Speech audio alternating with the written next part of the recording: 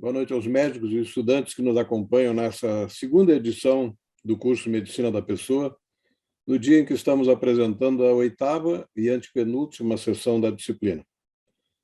Nós agradecemos ao suporte do Centro de Ensino e Pesquisa da Santa Casa de Porto Alegre e o apoio das 21 escolas médicas que divulgaram os temas dessa disciplina, com a intenção de motivarem os seus alunos de todos os níveis de graduação a descobrir o quanto a parte artística dessa maravilhosa profissão médica, estimulando a inteligência emocional, pode favorecer o reconhecimento dos pacientes de que estão sendo tratados por médicos diferenciados.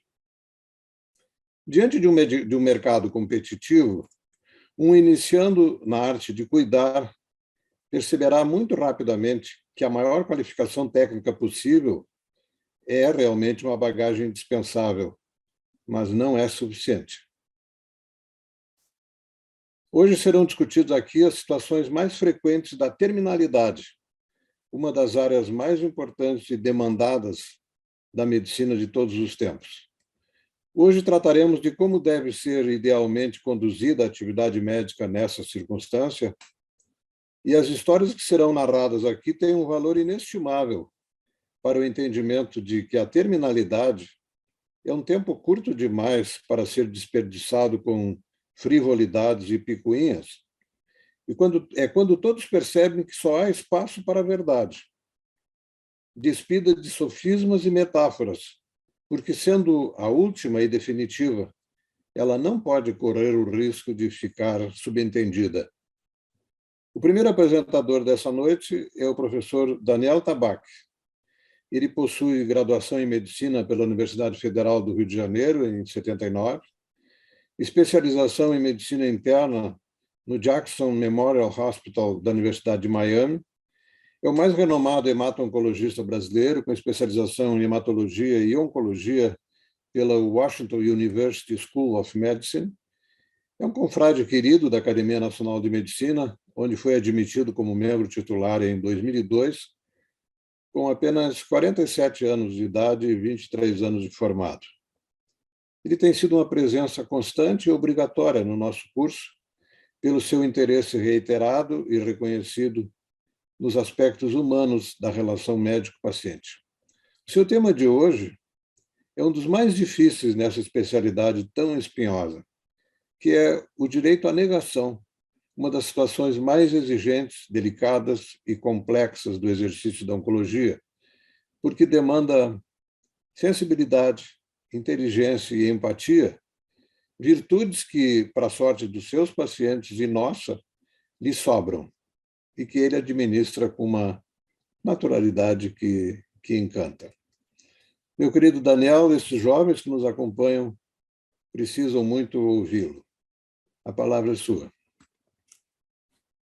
Bem, boa noite a todos. Em primeiro lugar, meus agradecimentos ao meu querido amigo e confrade Camargo, pelas palavras tão gentis, tão recheadas da nossa amizade, que eu tenho o prazer de desfrutar já há vários anos na Academia Nacional de Medicina.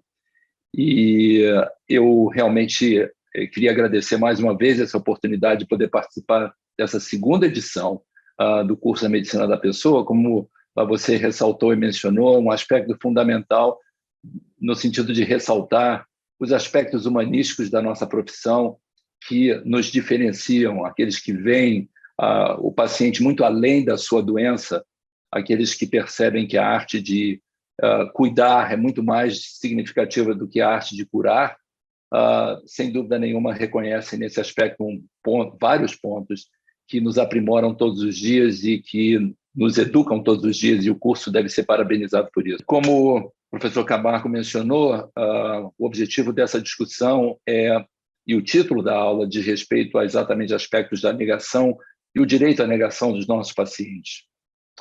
Então, o que é negação? Então, negação, na verdade, tão evidente nesse aspecto que nós, felizmente, estamos ultrapassando da pandemia da Covid, negação, na verdade, pode ser simplificada por uma fórmula em que diz que é aquilo que eu penso menos os fatos. E esse é um bom exemplo para que nós possamos iniciar a nossa discussão. O JM é um paciente de 36 anos com câncer de colo metastático. Qual o diagnóstico?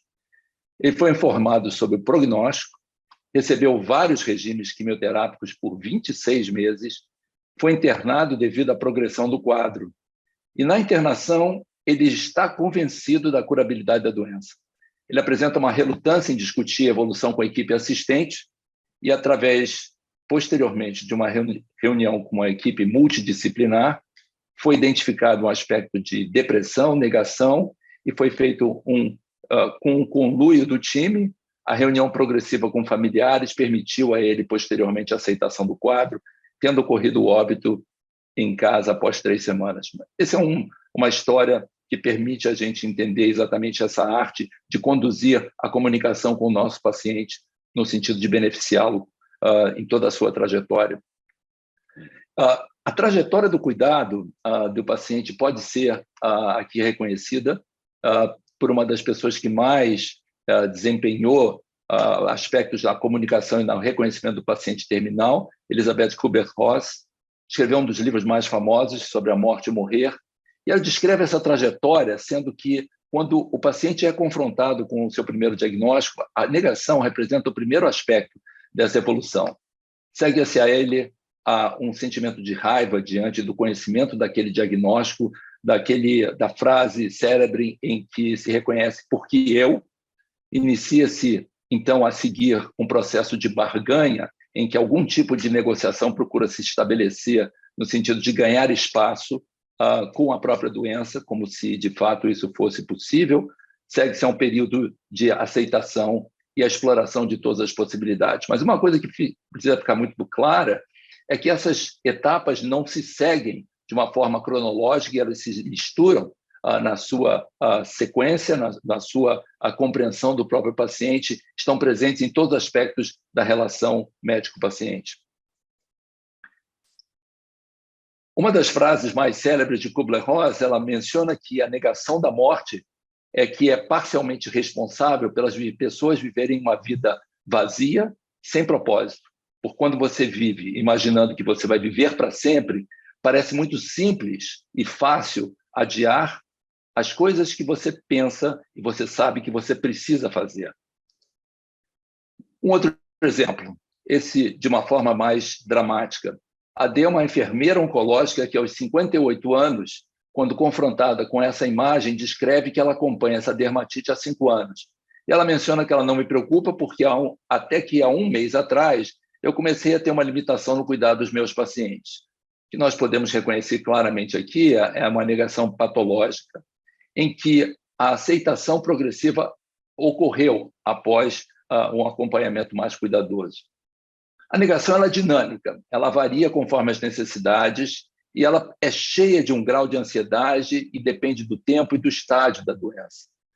A relação médico-paciente é fundamental, porque no manuseio da negação, a comunicação é crítica para que ela possa ser conduzida da forma mais adequada. Então, por exemplo, sempre algum tipo de explanação parece estar presente para justificar que os fatos não são exatamente como eles são. Então, como é que eu posso definir negação?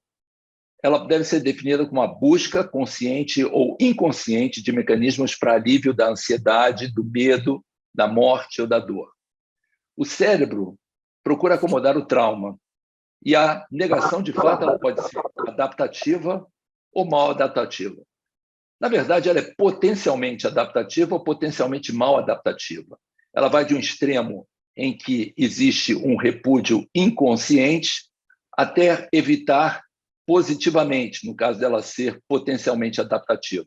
Existem os aspectos de minimização, até essa supressão consciente, a procrastinação, que fazem parte desse contínuo que vai da mal adaptação à adaptação à negação.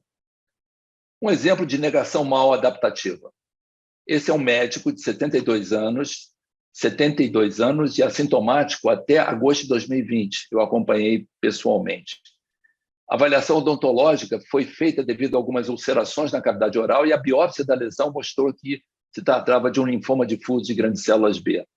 No exame físico, não havia presença de adenomegalias ou visceromegalias, eu posso hoje dizer que seu exame físico não foi feito adequadamente, porque o PET-CT demonstrou uma massa testicular de mais ou menos 15 centímetros, e o que a gente, quando ele questionado sobre isso, na verdade ele negou, tanto ele quanto a esposa, a existência dessa massa. E, de fato, enfim, vendo como as ulcerações na cavidade oral, realmente não o examinei como deveria adequadamente. A negação pode ser benéfica? Bem, existem alguns estudos dizendo que talvez a negação seja benéfica. A negação da gravidade da doença pode estar associada a um menor distúrbio de humor, existe um relato em 1984. Potencialmente, ela poderia reduzir a ansiedade em pacientes com câncer, poderia reduzir os sintomas físicos e até estar associada a uma maior sobrevida. Mas ela pode ser prejudicial? Veja esse outro exemplo de uma paciente que eu também acompanhei pessoalmente. CL, 26 anos, feminina, uma filha de 3 anos, leucemia mieloide aguda refratária após o transplante, isso havia sido conduzido antes de nós nos encontrarmos. Um hematologista insistia num tratamento agressivo após essa refratariedade ao transplante de medula óssea, e ela então me procurou. Os pacientes e familiares estavam de acordo em que a esperança é a última que morre, essa é uma das frases que eles proferiram. Não desista, doutor, temos fé na ciência e um milagre. E quando foi recomendado e mencionado da dificuldade de se progredir com o tratamento agressivo e dedicado, orientado à doença, eles buscaram uma opinião seguinte e foi então associado por um outro colega, tratamento com ozonioterapia, isso em 30 de 4 de 2019. A paciente evoluiu então com abscesso retal, sepsis, falência de múltiplos órgãos, e mais ou menos uma semana após. Ela foi encaminhada ao CTI, foi submetida à ventilação mecânica. Na verdade, ela fez uma parada cardiorrespiratória após hemorragia pulmonar, mas mesmo assim a persistência terapêutica determinou que ela fosse ressuscitada. Infelizmente, ela foi ao óbito após uma tentativa de ressuscitação cardiopulmonar. Então, ela pode ser prejudicial, sim, e ela pode representar uma barreira entre o médico e o paciente, a incapacidade do paciente de tomar decisões. Essa negação compromete a autonomia do paciente, dificulta o planejamento do cuidado, limita o controle de sintomas e torna e evidencia a incapacidade de preparação para a morte. Torna, como nós vimos anteriormente, a dificuldade para a interrupção de tratamentos fúteis e compromete a aceitação dos enlutados, familiares e amigos. Assim, os valores deixam de ser valorizados, deixam de ser reconhecidos, em que a autoestima, a dignidade e o significado da vida se perdem na busca incorrigível da vida a qualquer preço. Um bom exemplo da literatura sobre, que, aliás, de fato, Camargo menciona sempre, não poderia ser diferente, a morte de Ivan Ilyich de Tolstói é um exemplo muito significativo da literatura do que representa a incapacidade e dificuldade do médico de trazer esses questionamentos para o paciente. Ivan Ilyich olha para o médico como se ele perguntasse: será possível que nunca tenhas vergonhas de mentir? Mas o médico não quer compreender a pergunta. Então, a negação do médico é um grande problema, porque, de fato, ele nega também a sua própria vulnerabilidade. E tem uma série de consequências para o médico. Distanciamento, a indiferença, a intelectualização, o niilismo, a agressividade e, de fato, o burnout. Reconhecido que a dificuldade de lidar com a situação terminal irreversível é um fator importante de desenvolvimento de burnout em oncologistas. Consequências para o paciente, a negação do médico também tem, porque leva a um comprometimento do tratamento, dificuldade no controle da dor, a insatisfação com o cuidado, não é feita a preparação para a morte. E para a família, igualmente, tem uma série de consequências. Resulta no aumento da ansiedade, no isolamento, na descrença nos médicos e no tratamento, e a inclusão de tratamentos fúteis, resultando frequentemente no luto patológico, porque o processo de aceitação não se desenvolve. Então, esse é um exemplo em que muitas vezes a chuva se confunde com o guarda-chuva. Então, esse é um caso em que, por exemplo, o cuidado paliativo tardio ele acontece. Então, na verdade, a chuva que representa a principal agressão, e quando o guarda-chuva surge, existe o reconhecimento que talvez esse guarda-chuva deveria ter sido trazido antes. O guarda-chuva dos cuidados do reconhecimento da dificuldade. Ou seja, no encaminhamento do paciente com cuidado com câncer avançado, o uso da discussão das medidas de cuidados paliativos de conforto, quando oferecidas anteriormente, devem ser reconhecidos exatamente no principal momento da sua necessidade, evitando a exposição e a chuva torrencial. A cumplicidade médica muitas vezes está presente na negação. O profissional nega a informação prognóstica aos pacientes e familiares, mas com que objetivo? Então, muitas vezes, a continuidade da quimioterapia ineficaz em nome da esperança seria essa uma das justificativas? Ampliar a expectativa de sobrevida, promover a esperança? Mas, afinal, o que é a esperança? Então, se nós tivermos um exemplo como esse, o que, de alguma forma, passa na cabeça do elefante e desse macaquinho trapezista nesse momento dessa relação entre eles dois? Existe medo, otimismo, fé de que eles conseguirão se safar desse momento difícil que eles vão atravessar. Existe a crença em um milagre, confiança que tudo resultar bem. Eles têm pensamento positivo, vamos acreditar, ou ambos têm a esperança que de fato isso vai acontecer, ou essas palavras, na verdade, são usadas de forma intercambiável, são muito frequentes no nosso diálogo com as famílias e pacientes. Mas a questão é como separar a esperança da falsa esperança. Se a gente tentar entender a origem da palavra esperança, a gente tem que se nos reportarmos ao mito de Pandora, em que a caixa de todos os males foi aberta por Pandora. E dentro desses males se encontrava o envelhecimento, o trabalho árduo, doenças, insanidades, vícios. E quando visto tudo isso, a caixa foi fechada rapidamente e dela ficou a esperança. E qual é a interpretação desse mito? Será que a esperança é, de fato, a maior virtude capaz de conter todos os males da humanidade? Ou será a esperança, ou a falsa esperança, o mal mais terrível? E ela deve estar aprisionada e incapaz de conter todos os males. Então, Nietzsche, com a sua visão nihilista, tinha uma visão clara de que a esperança, na realidade, é o pior de todos os males, porque ela prolonga os sofrimentos e o tormento do homem. Outro livro fundamental para os jovens estudantes e para todos nós como médicos é a história When Breath Becomes Air, e aí o título em inglês diz muito mais do que o título em português, como Sopro de Vida, O Último Sopro de Vida, em que a esposa de Paul Kalanick, um neurocirurgião brilhante, menciona o seguinte no seu epílogo. Foi ela que escreveu o epílogo, Paul não conseguiu escrever o livro, ele morreu de câncer de pulmão. Mesmo terminalmente enfermo, Paul estava completamente vivo. Apesar do colapso físico, ele permaneceu vigoroso, aberto, cheio de esperança, não por uma cura improvável, mas por dias repletos de propósito e significado.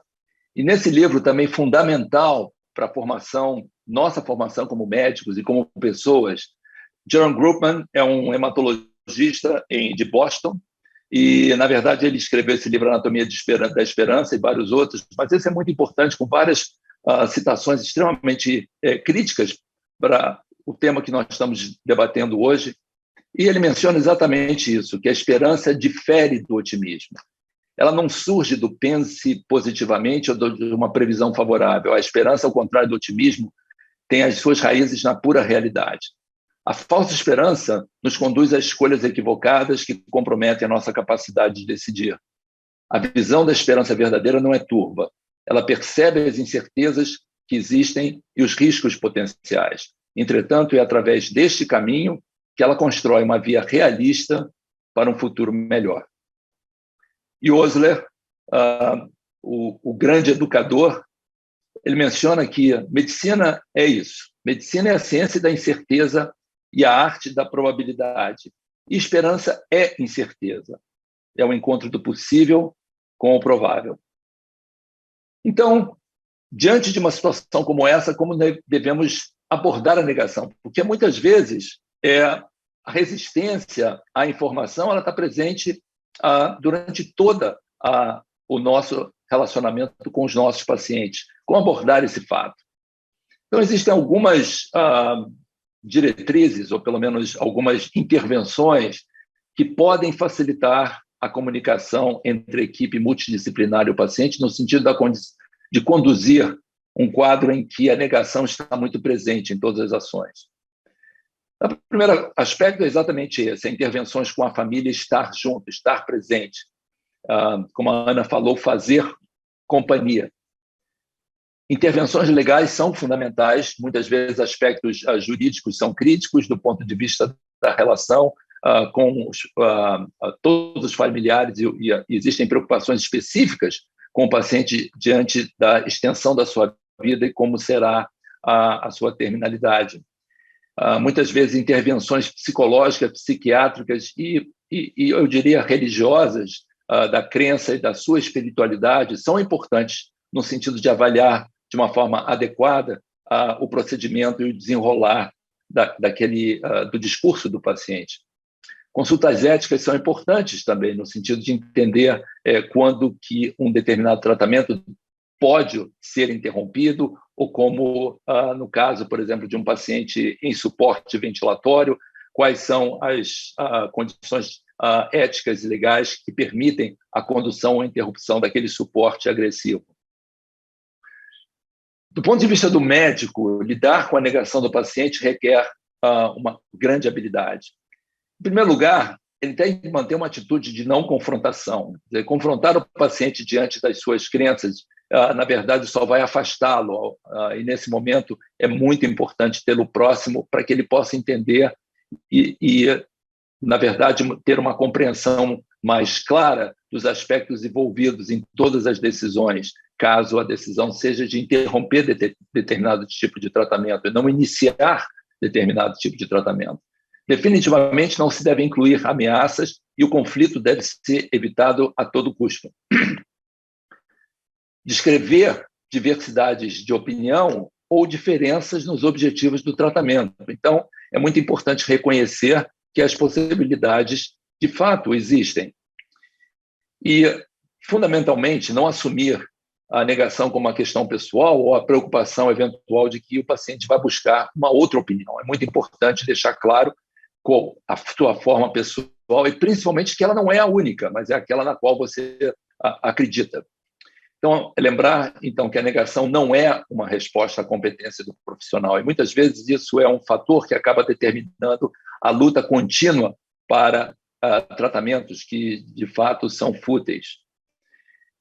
Esse é um aspecto muito importante, não projetar esses seus próprios sentimentos de frustração, onipotência e medo, porque esse processo pode transferir a negação do paciente para a sua própria proteção, sua como médico.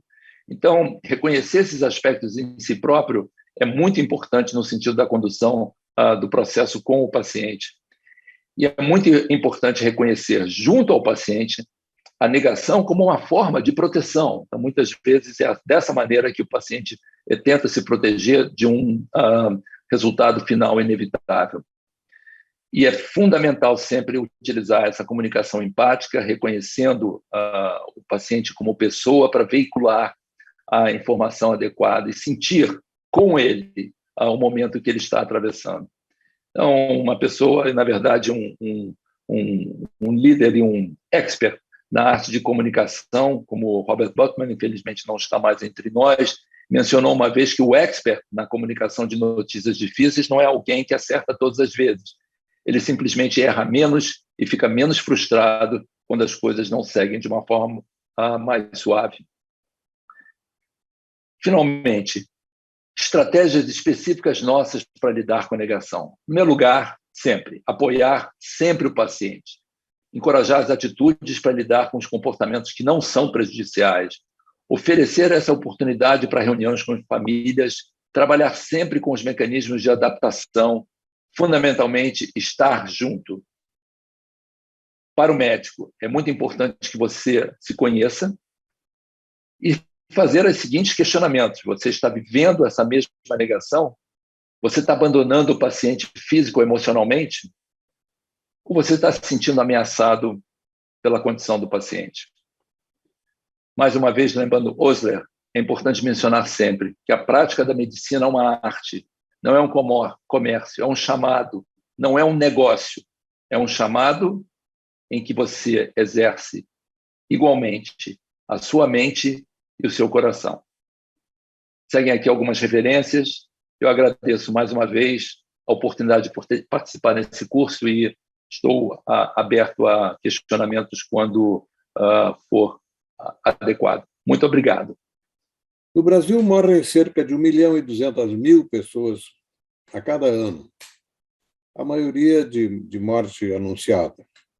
Esse número mostra o tamanho da tarefa e da necessidade da juventude médica tem de se preparar para o enfrentamento de uma condição que exige do médico uma cuidadosa qualificação técnica e emocional e que tem sido cronicamente negligenciada nas nossas escolas médicas, o que explica a vergonhosa e constrangedora frequência com que a morte, mesmo sendo o final inevitável de todos nós, muitas vezes seja comunicada com a frieza de quem nunca teve proximidade com aquela família em seu momento de máximo sofrimento.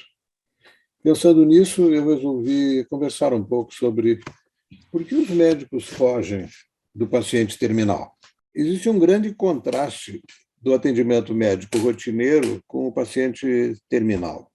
Na maioria dos atendimentos médicos da prática diária, o que há é uma busca do paciente à sua condição de vida normal e envolve uma certa barganha para que isso seja transformado em realidade. O médico, aí, então, deve ser um técnico treinado e competente para oferecer as melhores alternativas, e é isso que estabelece um vínculo de confiança com o paciente e com a família. E a medicina nos preparou para... Essa é uma frase que eu gosto muito do Atul Gawande, que é: a medicina preparou-nos para a vida e não para a morte. A preparação médica toda, durante o curso, ela é dirigida ao sucesso no enfrentamento da doença. E a obsessão por salvar o paciente, que é esse sentimento heróico que contempla muitos médicos que só sabem festejar o sucesso de recuperar alguém e que não são capazes de entender que o atendimento médico se continua na adversidade. Essa obsessão acabou retirando a naturalidade da morte. Aqui eu sempre cito uma coisa que eu acho que é muito importante, é que muitas coisas que dão sentido à medicina estão explicadas muito mais claramente na literatura médica, na literatura leiga, do que na literatura médica. Nós nunca entenderemos ciúme tão bem quanto lendo Dom Casmurro, se tentarmos entender isso em algum tratado de psiquiatria. Nunca saberemos o quanto a morte é natural se não lermos As Intermitências da Morte de Saramago. E eu acho que essa é uma contribuição importante que se pode dar à formação do estudante de medicina.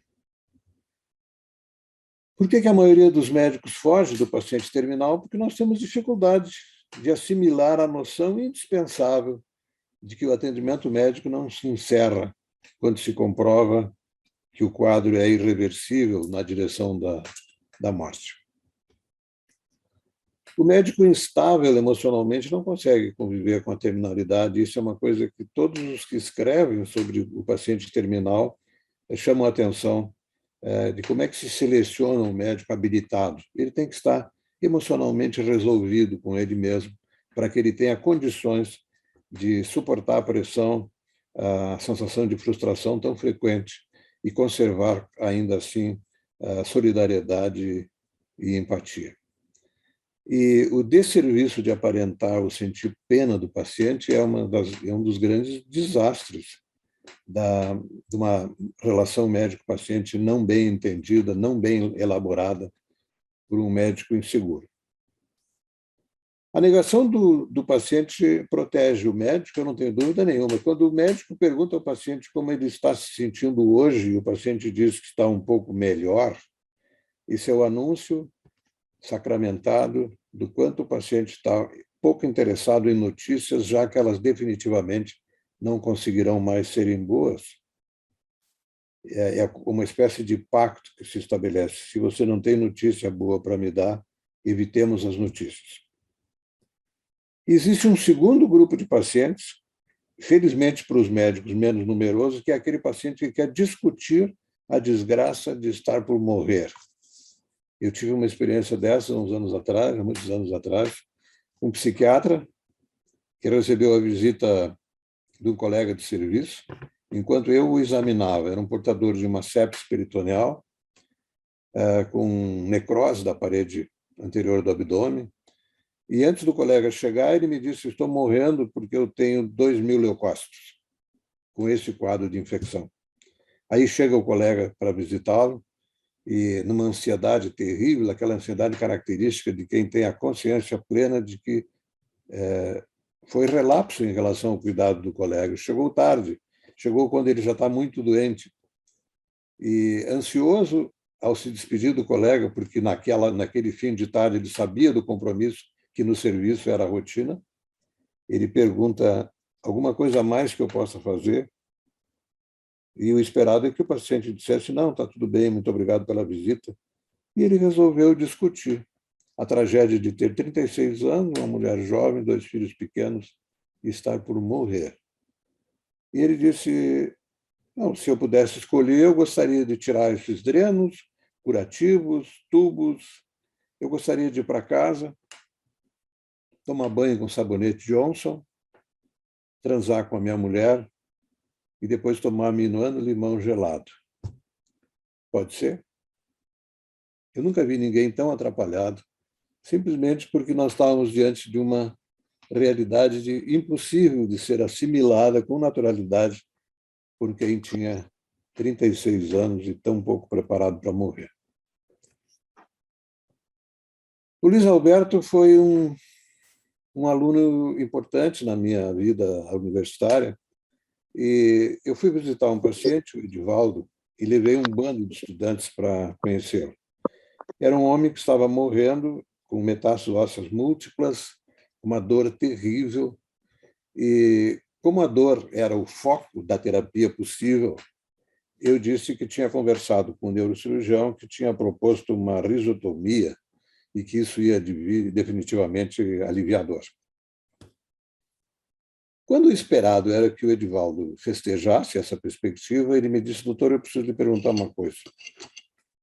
A minha vida está muito ruim. A minha mulher hoje me visitava e eu percebi que ela estava constrangida porque eu fedo, porque eu não consigo tomar banho nem no leito. E eu gosto muito dessa mulher. Então, eu queria lhe pedir o seguinte: se isso que o senhor vai propor não tiver nenhuma chance concreta de mudar definitivamente o meu futuro próximo, eu gostaria muito de lhe pedir que o senhor me deixasse morrer em paz. O bando de estudantes debandou, com exceção de 2. Eu sentei na cama e fiquei um tempão conversando com ele, de mãos dadas e querendo saber o que ele achava que eu podia fazer para ajudá-lo.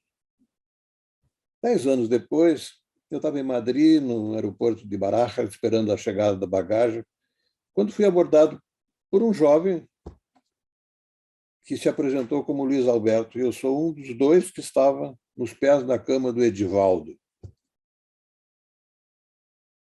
E naquele dia eu decidi ser oncologista. Fiquei 4 anos nos Estados Unidos, 3 anos nos Estados Unidos, 1 ano e meio num pós-graduação em dor, no Instituto de Oncologia de Milão. E agora eu acho que eu estou em condição de cuidar dos meus pacientes com dor. E estou voltando para o Brasil. E eu me dei conta naquele dia, Daniel, que responsabilidade é treinar pessoas. Né? Quer dizer, a gente sai de casa para dar uma aula convencional e não sabe que no curso daquela aula a gente estará influenciando definitivamente a vida de alguém que nem tinha decidido que especialidade faria no futuro.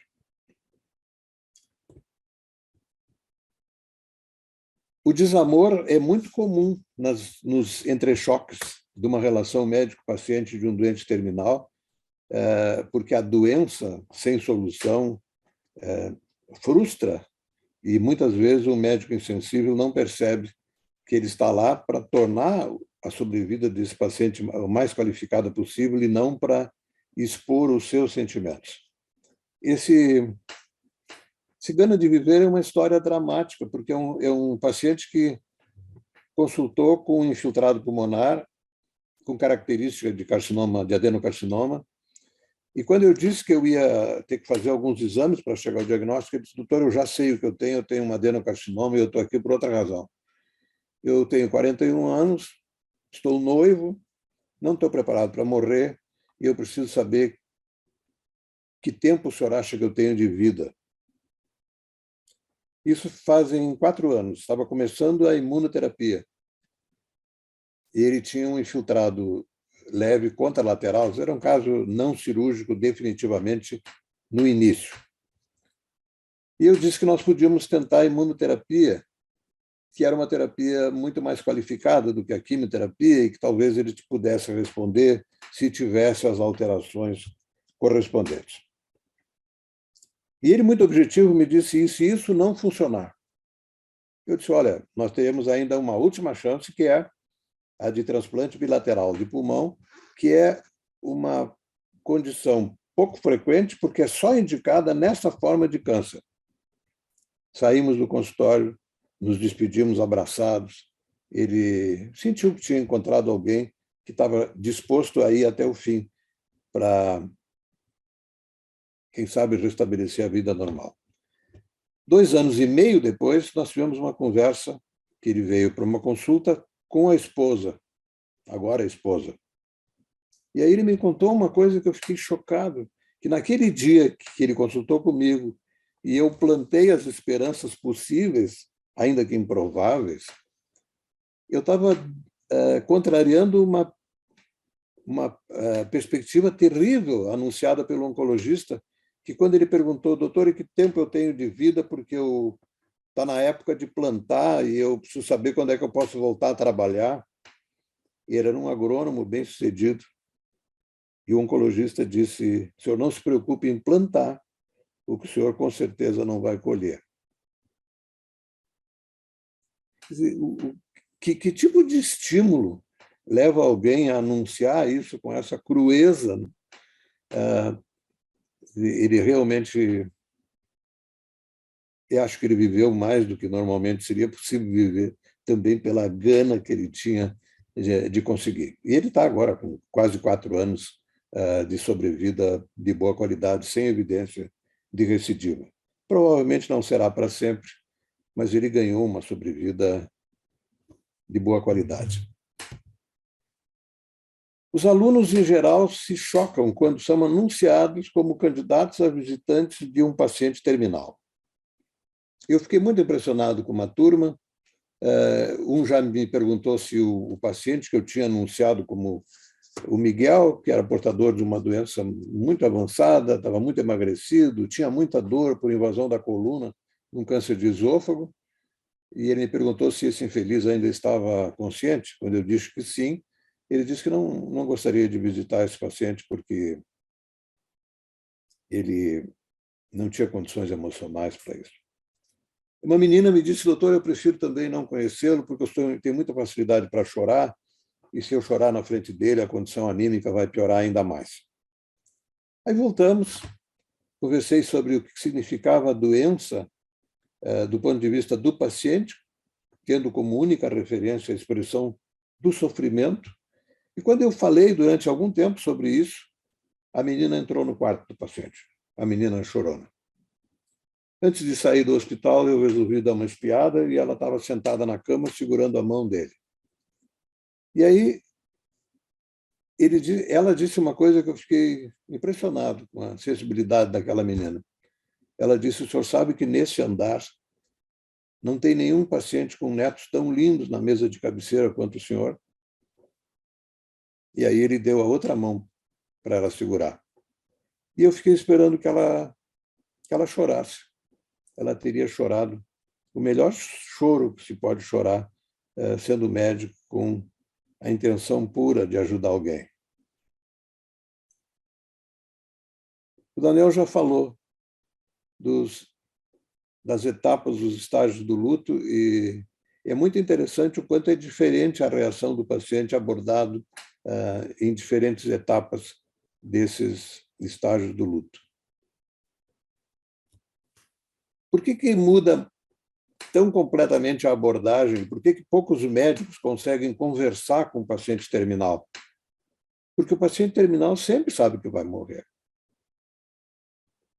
Ivan Illich sempre soube que ia morrer, especialmente a partir daquele momento. Tem um momento trágico desse relato, que é quando ele se olha no espelho, com todo o significado que o espelho tem para identificar os momentos da nossa vida. E como ele sabe que vai morrer, ele não tem a menor tolerância com o discurso entusiasmado, falacioso, em esperança.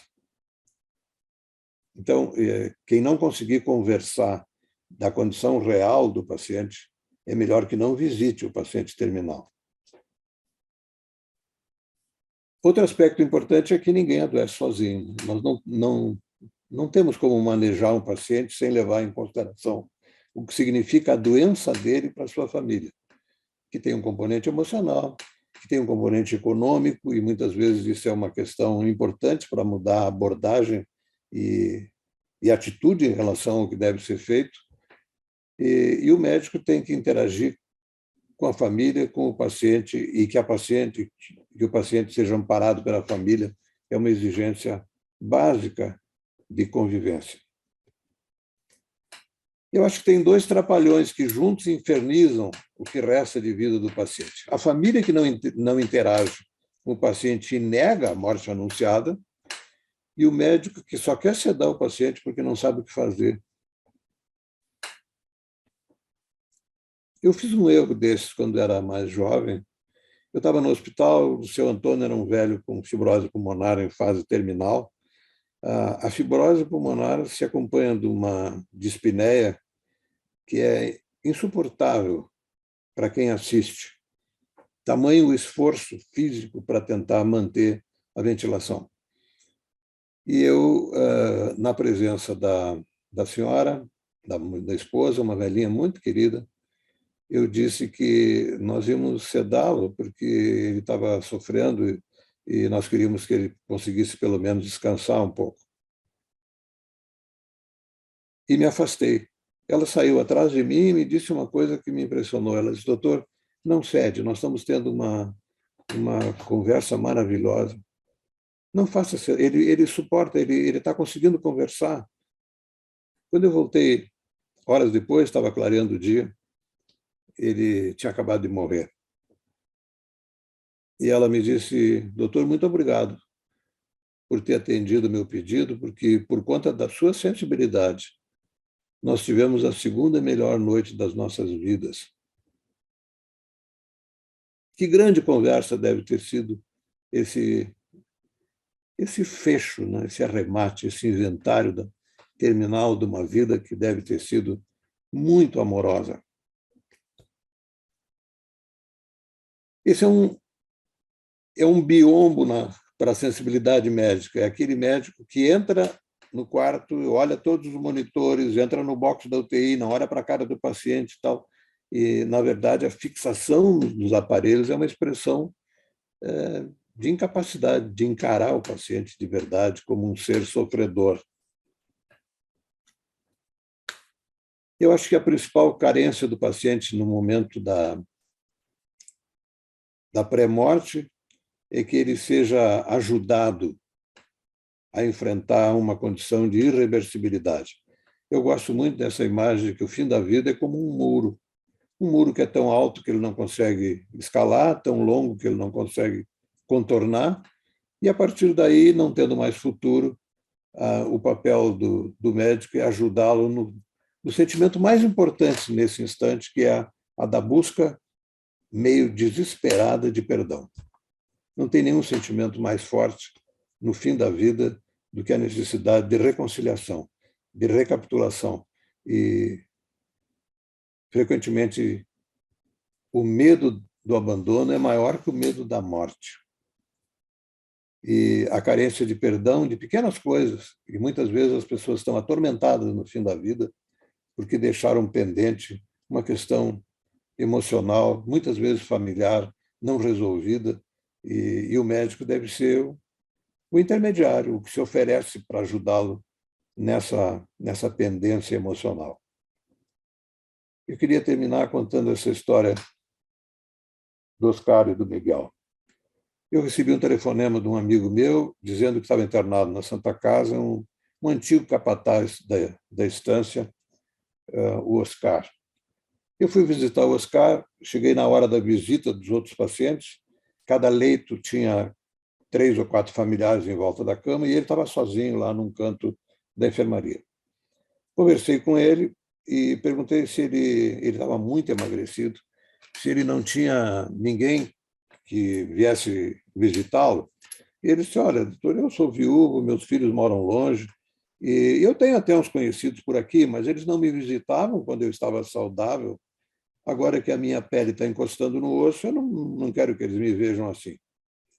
E aí me contou que ele tinha um irmão que tinha mudado para aquele estado que tem nome de Rio, e a gente brigou 10 anos antes, há 10 anos atrás, que nós não nos falamos. E aí me deu um papelzinho que tinha um telefonema, tinha um número de telefone. À noite eu testei aquele número e o Miguel atendeu. No dia seguinte, pré-disquei o telefone, dei o celular para ele e disse, olha, ligue e fale com o Miguel, ele vai estar no fim dessa ligação. Quando eu voltei 2 horas depois, ele estava ainda chorando, o olho muito inchado, e eu quis saber o que tinha acontecido. Ele disse, olha, doutor, foi uma maravilha, porque nos acertamos. E ele prometeu vir me visitar. Ele não veio, não deu tempo. Provavelmente o Miguel não tinha noção do quanto a pele estava perto do osso do Oscar. E uns poucos dias antes da morte, ele mandou me chamar que ele tinha esquecido de me pagar aquele telefonema para o estado que tinha o nome de Rio. Aí eu disse, olha, isso é bobagem, é muito barato. Eles, não, doutor, mas eu queria saber quanto é que o senhor acha que vale aquelas visitas que o senhor fez sempre no horário da visita dos outros pacientes, para que eu não me sentisse sozinho. Eu acho que essas coisas realmente não têm preço. Vamos passar, então, para a terceira apresentação. Para encerrar as apresentações, nós precisamos contar com a experiência de quem se dedica diuturnamente ao cuidado de quem ultrapassou o limiar da cura e que vive na última sala de espera, que é quando se pretende que a medicina, que pode tê-lo ajudado a viver mais do que conseguiria por conta própria, ajude-o a fechar o ciclo vital com a dignidade possível. A nossa convidada é a doutora Ana Lúcia Coradazzi, ela é graduada em Medicina Humana pela Unesp de Botucatu, em 96, concluiu a residência médica em hematologia em 99 e residência médica em oncologia clínica em 2004. Atualmente, ele é médico oncologista clínica na Oncológica Jaú e na Faculdade de Medicina de Botucatu, além de médico de Centro Avançado de Terapia de Suporte da Medicina no Hospital Alemão Oswaldo Cruz, em São Paulo. Além disso, e muito por causa disso, ela teve a oportunidade e estímulo de pôr no papel momentos inesquecíveis da sua trajetória rica em generosidade, disponibilidade e afeto. Assumida partidária da terapia do abraço solidário, ela é autora dos livros No Final do Corredor, O Médico e o Rio, Pancadas na Cabeça, nas quais ela escreve sobre o quanto o nosso envolvimento nas histórias de vida dos pacientes pode ser transformador. Seu tema de hoje é prioridades no cuidado do paciente terminal. Ana Lúcia, por favor, compartilhe conosco a sua experiência e generosidade. Boa noite a todos. Muito obrigada, doutor Camargo, pelo convite. Eu realmente estou muito feliz de estar aqui, né, podendo conversar um pouco sobre esse tema difícil, né, desafiador, e eu tomei meio como missão de vida tentar tornar a terminalidade uma coisa menos distante dos médicos, né, e acho que essa daqui é uma ótima oportunidade. Eu espero que eu possa contribuir um pouquinho para a formação de vocês que estão assistindo. Eu vou conversar um pouco agora, né, sobre as prioridades no cuidado do paciente terminal. Eu acho que tem uma coisa importante de falar já antes de começar, sobre de que momento exatamente eu estou falando, né? Porque quando a gente fala paciente terminal, isso pode dar margem a uma certa confusão, né? Eu especificamente aqui estou me referindo àquele paciente que está vivenciando as últimas horas, dias, até poucas semanas antes da sua morte, né, do seu evento terminal. E isso é uma coisa importante porque muitas coisas mudam, né, a hora que você admite essa perspectiva, né, essa realidade. E uma outra coisa que eu acho importante é que, embora a gente está dizendo prioridades no cuidado do paciente terminal, a gente deveria dizer prioridades no cuidado daquele paciente terminal específico, porque cada paciente tem as suas prioridades, né? O Dr. Camargo já falou bastante sobre isso, inclusive, cada paciente é um, e às vezes a gente fica focado no que a gente acha que é prioridade, e isso não significa nada para aquele paciente em específico. Então, o que eu vou falar aqui hoje são as prioridades que costumam aparecer na maior parte dos pacientes, mas para cada paciente isso tem que ser avaliado de uma maneira específica. O que eu vou falar, basicamente, são os 8 tópicos, assim, que eu elegi como os mais importantes e que realmente fazem diferença para esses pacientes que estão vivenciando essa fase. A primeira coisa que a gente sempre fala é que a gente tem uma dificuldade de reconhecer que realmente o paciente está em fase terminal e que a morte dele tem se aproximado, né? Isso não é uma realidade antiga. Antigamente, os médicos tinham uma capacidade incrivelmente mais acurada do que a nossa. Esse quadro lindo, né, o The Doctor, acho que muita gente conhece, ele foi pintado em 1871, e ele mostra a abnegação do médico. Os médicos costumavam mudar para as casas dos pacientes que estavam graves, né? Então, eles tinham um contato muito próximo com a vida, com a família, eles ficavam, às vezes, horas e horas lá, tentando fazer o possível para aliviar o sofrimento, e isso dava para eles um know-how bastante importante a respeito do que acontece com o paciente antes dos seus momentos finais, né? Infelizmente, a gente perdeu um pouco dessa capacidade, né? Hoje, nas faculdades, a gente, no máximo, tem uma formação sobre como constatar um óbito. Então, a gente vai lá, alguém ensina que você tem que jogar a luz na pupila, palpar o pulso, ver se tem batimento cardíaco, e daí anotar o horário do óbito do paciente. Mas poucos de nós ficam ali na beira do leito observando esse processo nos dias, né, que antecedem os momentos e principalmente nos momentos finais. Se a gente tiver muita sorte, eu não tive, infelizmente, essa sorte, a gente vai encontrar um professor, um colega ou alguém que se disponha a chegar ali do seu lado no leito de morte de algum paciente e falar, olha, eu vou guiar os seus sentidos aqui, você está vendo como que a pele dele está ficando aqui assim, olha, está vendo isso daqui é normal no processo de morte, etc. Normalmente a gente não tem nada disso, a gente meio que foge mesmo da beira do leito do paciente morrendo, como já foi falado agora há pouco, né? Isso causa uma certa estranheza na gente, assim, o processo de morrer. A gente não está acostumado com isso, a gente tem dificuldade de reconhecer. E isso não é só uma dificuldade médica. Enfermeiros, inclusive, têm essa dificuldade, justo eles que ficam muito perto, mas eles têm menos dificuldade do que a gente. Então, uma dica boa é escutar o seu enfermeiro, né? E a gente escuta muito pouco. Muitas vezes eles falam, doutor, tá na hora, doutor, talvez não seja o caso de fazer tal e tal procedimento, porque o feeling deles costuma ser mais acurado do que o nosso. Mas, independente da gente conhecer, né, os sinais que precedem a morte ou não, a morte dá os seus sinais. Cabe a nós reconhecê-los ou não, mas os sinais vão estar lá. E os sintomas mais precoces, assim, né, que acontecem nas doenças progressivas, são esses. Uma fraqueza severa e progressiva, então aquele paciente que começa a ter, ele gasta uma energia enorme para pegar um copo de água na cabeceira, para ele ir no banheiro é um evento, ele precisa se programar para ir lá, porque isso gasta um tempo e uma energia que ele já não tem, né? A outra coisa é um sono irresistível, você encostou, dorme, vários deles você está conversando com ele, e ele no meio da frase ou no meio da sua pergunta, ele dorme. Isso é uma coisa bastante comum nessa fase. Um certo desinteresse, assim, pelos assuntos cotidianos. Então, às vezes, um cara que adorava falar sobre política, você vai puxar um assunto, ele olha e fala, tá, ok. E não quer saber muito, também não quer saber o que está acontecendo em casa. Isso perde o apelo, né, para esses pacientes, de uma certa forma.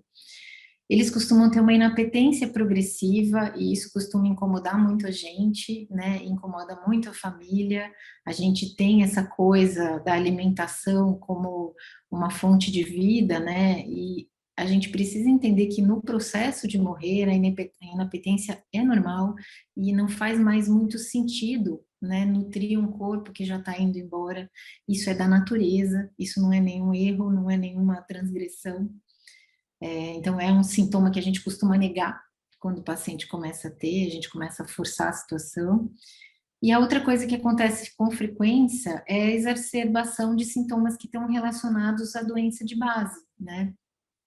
Então, a dor começa a ficar mais difícil de controlar, a dispneia fica mais intensa, episódios de fragilidade começam a acontecer com mais frequência, pode acontecer episódios de delírio, enfim, qualquer sintoma relacionado à doença de base, inclusive piora de exames laboratoriais e etc. Essa falta, né, de reconhecimento dos sintomas da morte é uma pena, na verdade, porque foi uma capacidade que a gente perdeu, a gente tinha isso. Essa daqui, a Hildegard de Bingen, ela era uma médica, ela era religiosa, ela era poeta, ela era compositora e ela viveu no século XII na Alemanha. E ela tem um trabalho extenso na área do cuidado de pacientes, ela tem livros escritos, ela era extremamente produtiva nessa época. Mas uma das coisas mais interessantes que eu li a respeito dela foi um conceito que chama viriditas. Viriditas era uma espécie de avaliação da vitalidade dos pacientes dela. Ela fazia isso com todos os pacientes, mas em especial com os pacientes gravemente doentes. E, assim, nessa época, né, ela não tinha nenhum instrumento, né, não tinha esteto, não tinha aparelho de pressão, não tinha nada, né, ela basicamente contava com os sentidos dela para perceber o que estava acontecendo com o paciente. Então, ela se dedicava um longo tempo a observar os pacientes, desde a hora que ele entrava ou que ela entrava no lugar onde o paciente estava. Então, ela ficava observando, ela olhava o olhar do paciente, como que estava a boca, se estava ressecada, ela tocava a mão, ela sentia a temperatura, ela ficava no pé do leito observando, e ela estimava o verdor do paciente, ela chamava. Isso era o grau de viriditas que ele estava. E aí, com os anos, né, de prática, ela conseguia reconhecer com facilidade os pacientes que estavam evoluindo para um processo de morte e aqueles que iam conseguir se recuperar, por exemplo. Ela chamava isso de avaliação de viriditas, né? Um outro conceito que é bem interessante, esse já mais recente, foi descrito pela Victoria Sweet, que é uma médica generalista do Honda Hospital, nos Estados Unidos, e ela fala sobre o ponto sem retorno, que é um ponto que a gente devia ter uma disciplina sobre isso na faculdade. Esse é um ponto que você reconhece que a partir daquele momento você não tem mais como recuperar a saúde daquele paciente. A partir daquele momento, a morte é certa e ele entra numa fase de não retorno mesmo, né? E tem várias características para reconhecer isso, né? Algumas delas foram aquelas que eu citei, mas muito vem do conhecimento que você tem prévio daquele paciente, do que mudou nele, né? E de como ele vem evoluindo no decorrer dos dias. Isso exige uma uma parceria mesmo, né, de que você vai conhecendo a forma de funcionamento daquele paciente específico, né? Mas isso, né, muita gente pode ficar desconfortável e falar, nossa, mas isso é intuitivo, né? É difícil. Se a gente considerar que intuição não é só praia, né, não é uma opção, e aqui intuição está entre aspas, né, porque a gente acha que intuição é aquilo que vem, a gente não sabe da onde, do inexplicável. Mas, na verdade, quando você intui que o paciente está morrendo, o que você está fazendo é reconhecendo nele sinais que você já viu em outros pacientes que estavam morrendo, e você está vendo naquele paciente ali. Então, não é muito uma intuição inexplicável, é mais uma experiência. Mas se há um desconforto, ou se a experiência ainda é pequena, a gente pode ser mais prático. Hoje a gente tem ferramentas que ajudam a gente a determinar o prognóstico de um paciente. São ferramentas disponíveis em qualquer lugar. Essas 3 são as mais utilizadas, são muito simples. O PPS, por exemplo, que é o Prognostic Score, ele usa a presença de dispneia, anorexia, o Karnofsky dos pacientes, a sensação que você tem de quanto tempo ele vai durar, isso também é levado em conta, a contagem total de glóbulos vermelhos e a contagem de linfócito, né? Você monta um score e aí você tem uma expectativa de qual é a chance desse paciente viver mais do que um mês. Então, é uma ferramenta interessante. A outra é o PPI, que é super usado em cuidados paliativos, que usa uma escala que chama PPS, mas é um pouquinho diferente do score, a capacidade de ingesta oral, a presença ou não de edema, a presença ou não de dispneia de repouso e a presença ou não de delírio. E aí você soma os pontos e quanto maior a pontuação do paciente, menor o tempo de vida desse paciente. E se tudo isso ainda for meio confuso, você pode simplesmente entrar na internet no Predict Survival, que uniu várias ferramentas preditoras de sobrevida, mas aqui é uma ferramenta que foi desenhada para pacientes com câncer avançado, onde você simplesmente preenche, né, as lacunas e ele te dá mais ou menos a expectativa de vida daquele paciente. Então, hoje, não compreender que o paciente está chegando nos seus dias finais não é mais uma coisa aceitável e também não é uma coisa intuitiva nem dos tempos das cavernas. Isso é uma ferramenta obrigatória que nós médicos precisamos aprender a lidar. Mas uma coisa que me parece prioritária na hora que a gente entende esse prognóstico, né, do paciente terminal, é que isso permite que a gente mude o nosso olhar. A gente sai do modo resolver problemas e passa para o modo administrar situações, né? Naquele livro da Victoria Sweet, que eu mostrei agora há pouco, que fala sobre slow medicine, ela faz um paralelo que eu gosto muito, assim. Ela compara a atividade médica, de uma maneira geral, mas em especial nos pacientes com doenças graves, a uma coisa mais parecida com a jardinagem. Por que que ela fala isso, né? Quando a gente pensa num bom jardineiro, né, a gente não pensa num cara que trata todas as partes do jardim do mesmo jeito. O que que ele faz? Ele vai lá naquele canto do jardim onde tem mais sombra, ele palpa a terra, ele cheira a terra, ele põe a mão na planta, ele observa a planta durante um tempo, e aí ele define se vai precisar de um pouco mais de água, se é melhor trocar o vaso de lugar porque está faltando sol. No dia seguinte ele vai lá e faz a mesma coisa, se precisar ele volta a planta para o lugar que estava, ele tira um pouco de água, não põe água naquele dia, ele olha o céu e fala, hoje vai chover, então não vou regar, né? Então você vai administrando de acordo com a necessidade do dia a dia e não fazendo um planejamento congelado, né? Que você não flexibilize em nada, né? No paciente terminal, essa mudança de olhar me parece talvez a maior prioridade que tem. E a hora que a gente muda o olhar, a gente tem algumas coisas que não podem ser deixadas para lá. Obviamente, o manejo dos sintomas físicos é absolutamente essencial. Ninguém consegue desenvolver qualquer outro tipo de conforto se o corpo está sofrendo tremendamente de dor, se você não consegue respirar, se aquilo está te deixando angustiado.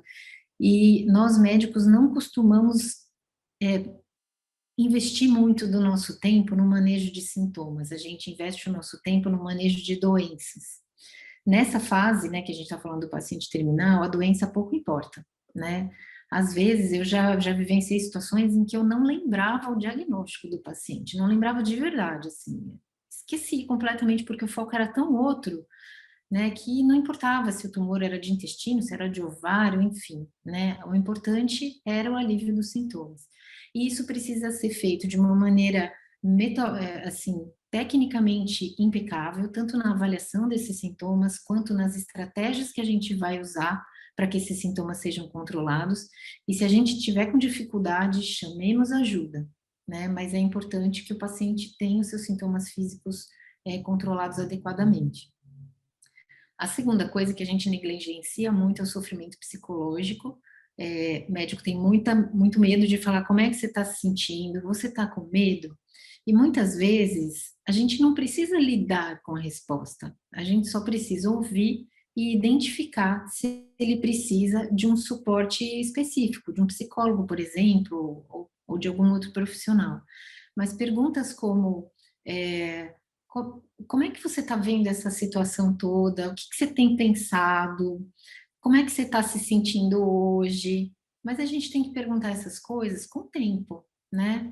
Não adianta a gente estar a 5 minutos da hora do almoço. Se for para fazer uma pergunta dessa, é melhor você almoçar primeiro e voltar depois, porque você não sabe o que vai vir depois, tá? Mas a gente não precisa ter medo de lidar com a resposta. Se a gente precisar, a gente pede ajuda de quem saiba lidar com isso. O que é essencial para a gente é identificar esse sofrimento. E uma coisa que é importante, que eu vejo na prática, assim, é que nem todo paciente que está em processo de morte está em sofrimento psicológico. E a gente tem a mania de acreditar que a morte tem que estar trazendo sofrimento emocional. Nem sempre. Por isso que essas perguntas são importantes, porque às vezes a resposta vem assim: não, doutor, eu estou em paz, está doendo aqui um pouco o meu quadril, mas eu sei, faz parte do processo, eu estou bem com essa dor e eu estou em paz, estou esperando o meu momento. Não tem sofrimento emocional ali, tá?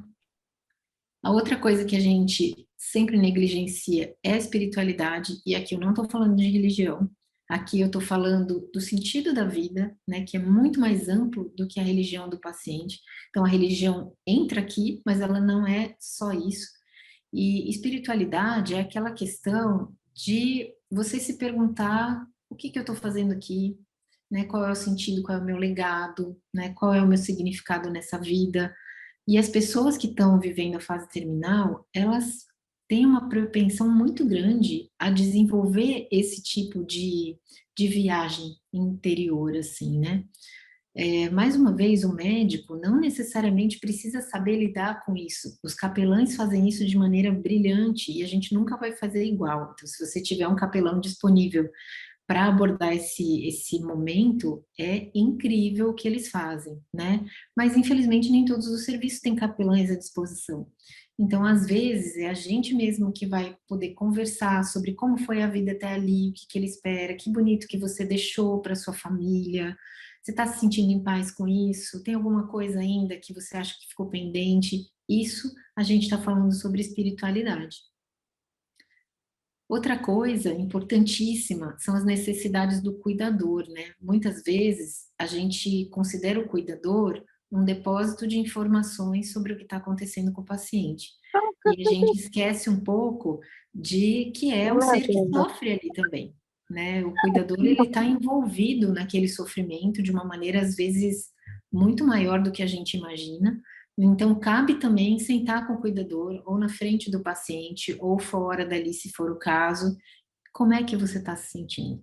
Eu posso te ajudar em alguma coisa? Eu imagino que deve estar sendo difícil, né? Como era que era a sua relação com a Dona Maria? Você está sentindo falta do quê? E aí vem as necessidades dele para que a gente possa acolher também. E isso é sim uma prioridade do paciente terminal, porque muitas vezes o paciente está mais preocupado com o cuidador do que com ele próprio. E vendo que aquela pessoa querida por ele está sendo acolhida, está sendo abraçada, está sendo respeitada, isso traz um alívio muito grande também. Inclusive ajuda a controlar sintomas físicos, tá? Outra coisa importantíssima é a gente aprender a reconhecer quando um sintoma é refratário. A gente tende a imaginar que sintoma refratário é aquele que a gente não conseguiu controlar, mas não é simples assim. Primeiro que a gente pode não ter o conhecimento necessário para lidar adequadamente com aquele sintoma. E por isso que o paciente, por isso que o sintoma não está conseguindo ser controlado. Então, a primeira coisa é a gente checar se a gente realmente tem todo o conhecimento necessário. Mas, de uma maneira geral, a gente define um sintoma refratário com 3 conceitos principais. Primeiro, ele é um sintoma que, se você fizer uma intervenção adicional, ela não vai ser capaz de promover o alívio adequado. Então, essa é a primeira coisa. Intervenções adicionais não vão ser capazes de promover o alívio adequado. Segunda coisa, as intervenções adicionais disponíveis estão associadas a eventos adversos intoleráveis. Então, elas não são disponíveis, tá? E a terceira coisa, que as intervenções terapêuticas adicionais disponíveis, elas não vão ser capazes de promover alívio num tempo aceitável.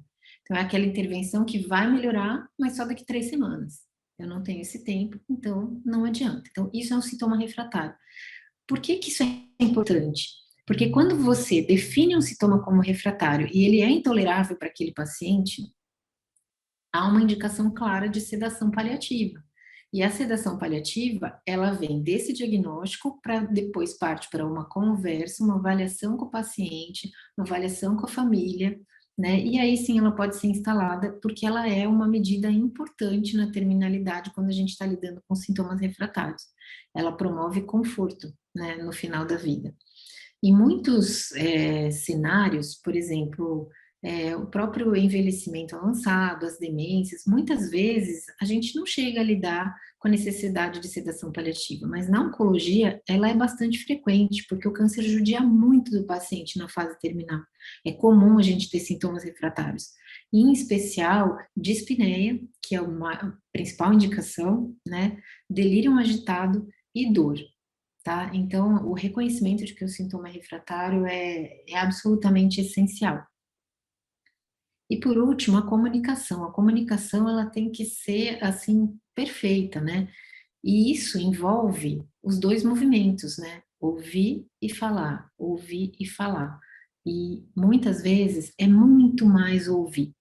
Às vezes a comunicação está justamente em simplesmente você emprestar o seu ouvido. Então a gente tem que se comunicar de várias maneiras, né? Prestando atenção no que está acontecendo, ver o que a gente pode oferecer, com cuidado, tatear o que é aceitável naquela situação, como que está sendo a aceitação de todas as medidas e de todas as estratégias que a gente está instaurando. Então a comunicação tem que ser muito cuidadosa. A gente tem que considerar ela como uma ferramenta tão poderosa quanto a prescrição de um remédio, quanto uma cirurgia ou qualquer outro procedimento relacionado à medicina. E aqui eu não estou falando só da comunicação com o paciente, também não estou falando só da comunicação com a família, mas eu estou falando também da comunicação interequipe, não só a equipe que trabalha com você, mas a própria equipe que está no hospital ou onde quer que o paciente esteja. Porque basta que uma pessoa, venha a moça da faxina, olha para o paciente e fala: ai, tadinho, tá morrendo. Pronto, acabou a comunicação. Porque ela seguiu por um caminho que talvez o resto da equipe não tivesse. Então, todo mundo que vai entrar em contato de alguma maneira com aquela família, com aquele paciente, precisa estar alinhado, né? E isso a gente só consegue conversando entre nós, né? Conversando com clareza, com respeito e chegando a consensos de como que vai ser abordada aquela situação específica. Então, isso é uma grande prioridade na terminalidade. A partir da definição, né, de todas essas prioridades, tem alguns pontos que eu acho importante ressaltar. Primeiro, a gente precisa revisar de uma forma periódica e frequente e técnica todas as estratégias que a gente está utilizando, principalmente os medicamentos. Então, a gente vai todo dia olhar naquela prescrição e vai falar: isso aqui está realmente trazendo conforto? Isso aqui realmente está sendo útil? Por que eu estou falando isso? É muito, muito, muito frequente o paciente está, obviamente, entrando nos dias finais dele e ele está lá com levotiroxina para controlar o hipotireoidismo, ele está com hipolipemiante para controlar uma dislipidemia que poderia causar uma doença cardíaca daqui a 10 anos, ele está tomando vitamina D, está tomando reposição hormonal, enfim, uma série de medicamentos que não estão trazendo nenhum conforto e só estão sobrecarregando aquele corpo que já está tão frágil, né? Uma outra coisa importante com relação aos medicamentos diz respeito à via de acesso deles, né? Então, aqueles medicamentos que estão ali, faz sentido ser mantido naquela via de acesso? Por que eu estou falando isso? Também é comum a gente encontrar pacientes que chegaram lá, por exemplo, com um portocat, porque estava em quimioterapia, então ele tem um portocat. Então, foi passado a medicação toda endovenosa. Mas aí você precisa fazer haloperidol, e no seu serviço haloperidol só pode ser feito subcutâneo. Então, ele tem alguns medicamentos na veia, e aí ele tem o haloperidol subcutâneo. Então, ele já tem 2 acessos. E aí você precisa dar para ele, não sei, alguma medicação que só tenha via oral. Você quer dar, sei lá, Milanta Plus para ele. Aí você já está usando 3 vias de medicação.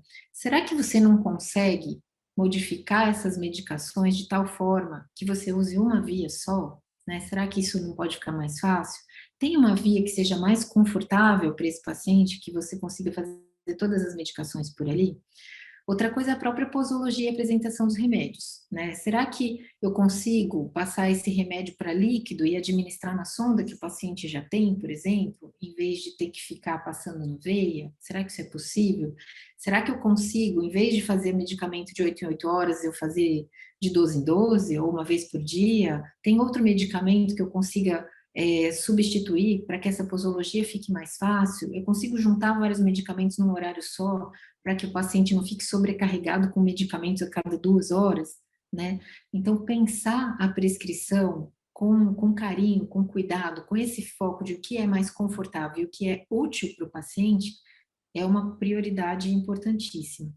E, obviamente, né, tomar muito cuidado com os exames laboratoriais e radiológicos, principalmente em grandes serviços, a tendência é a gente entrar numa espiral de protocolos, e aí é exame laboratorial todo dia, e qualquer tosse é um raio-x, é uma tomografia.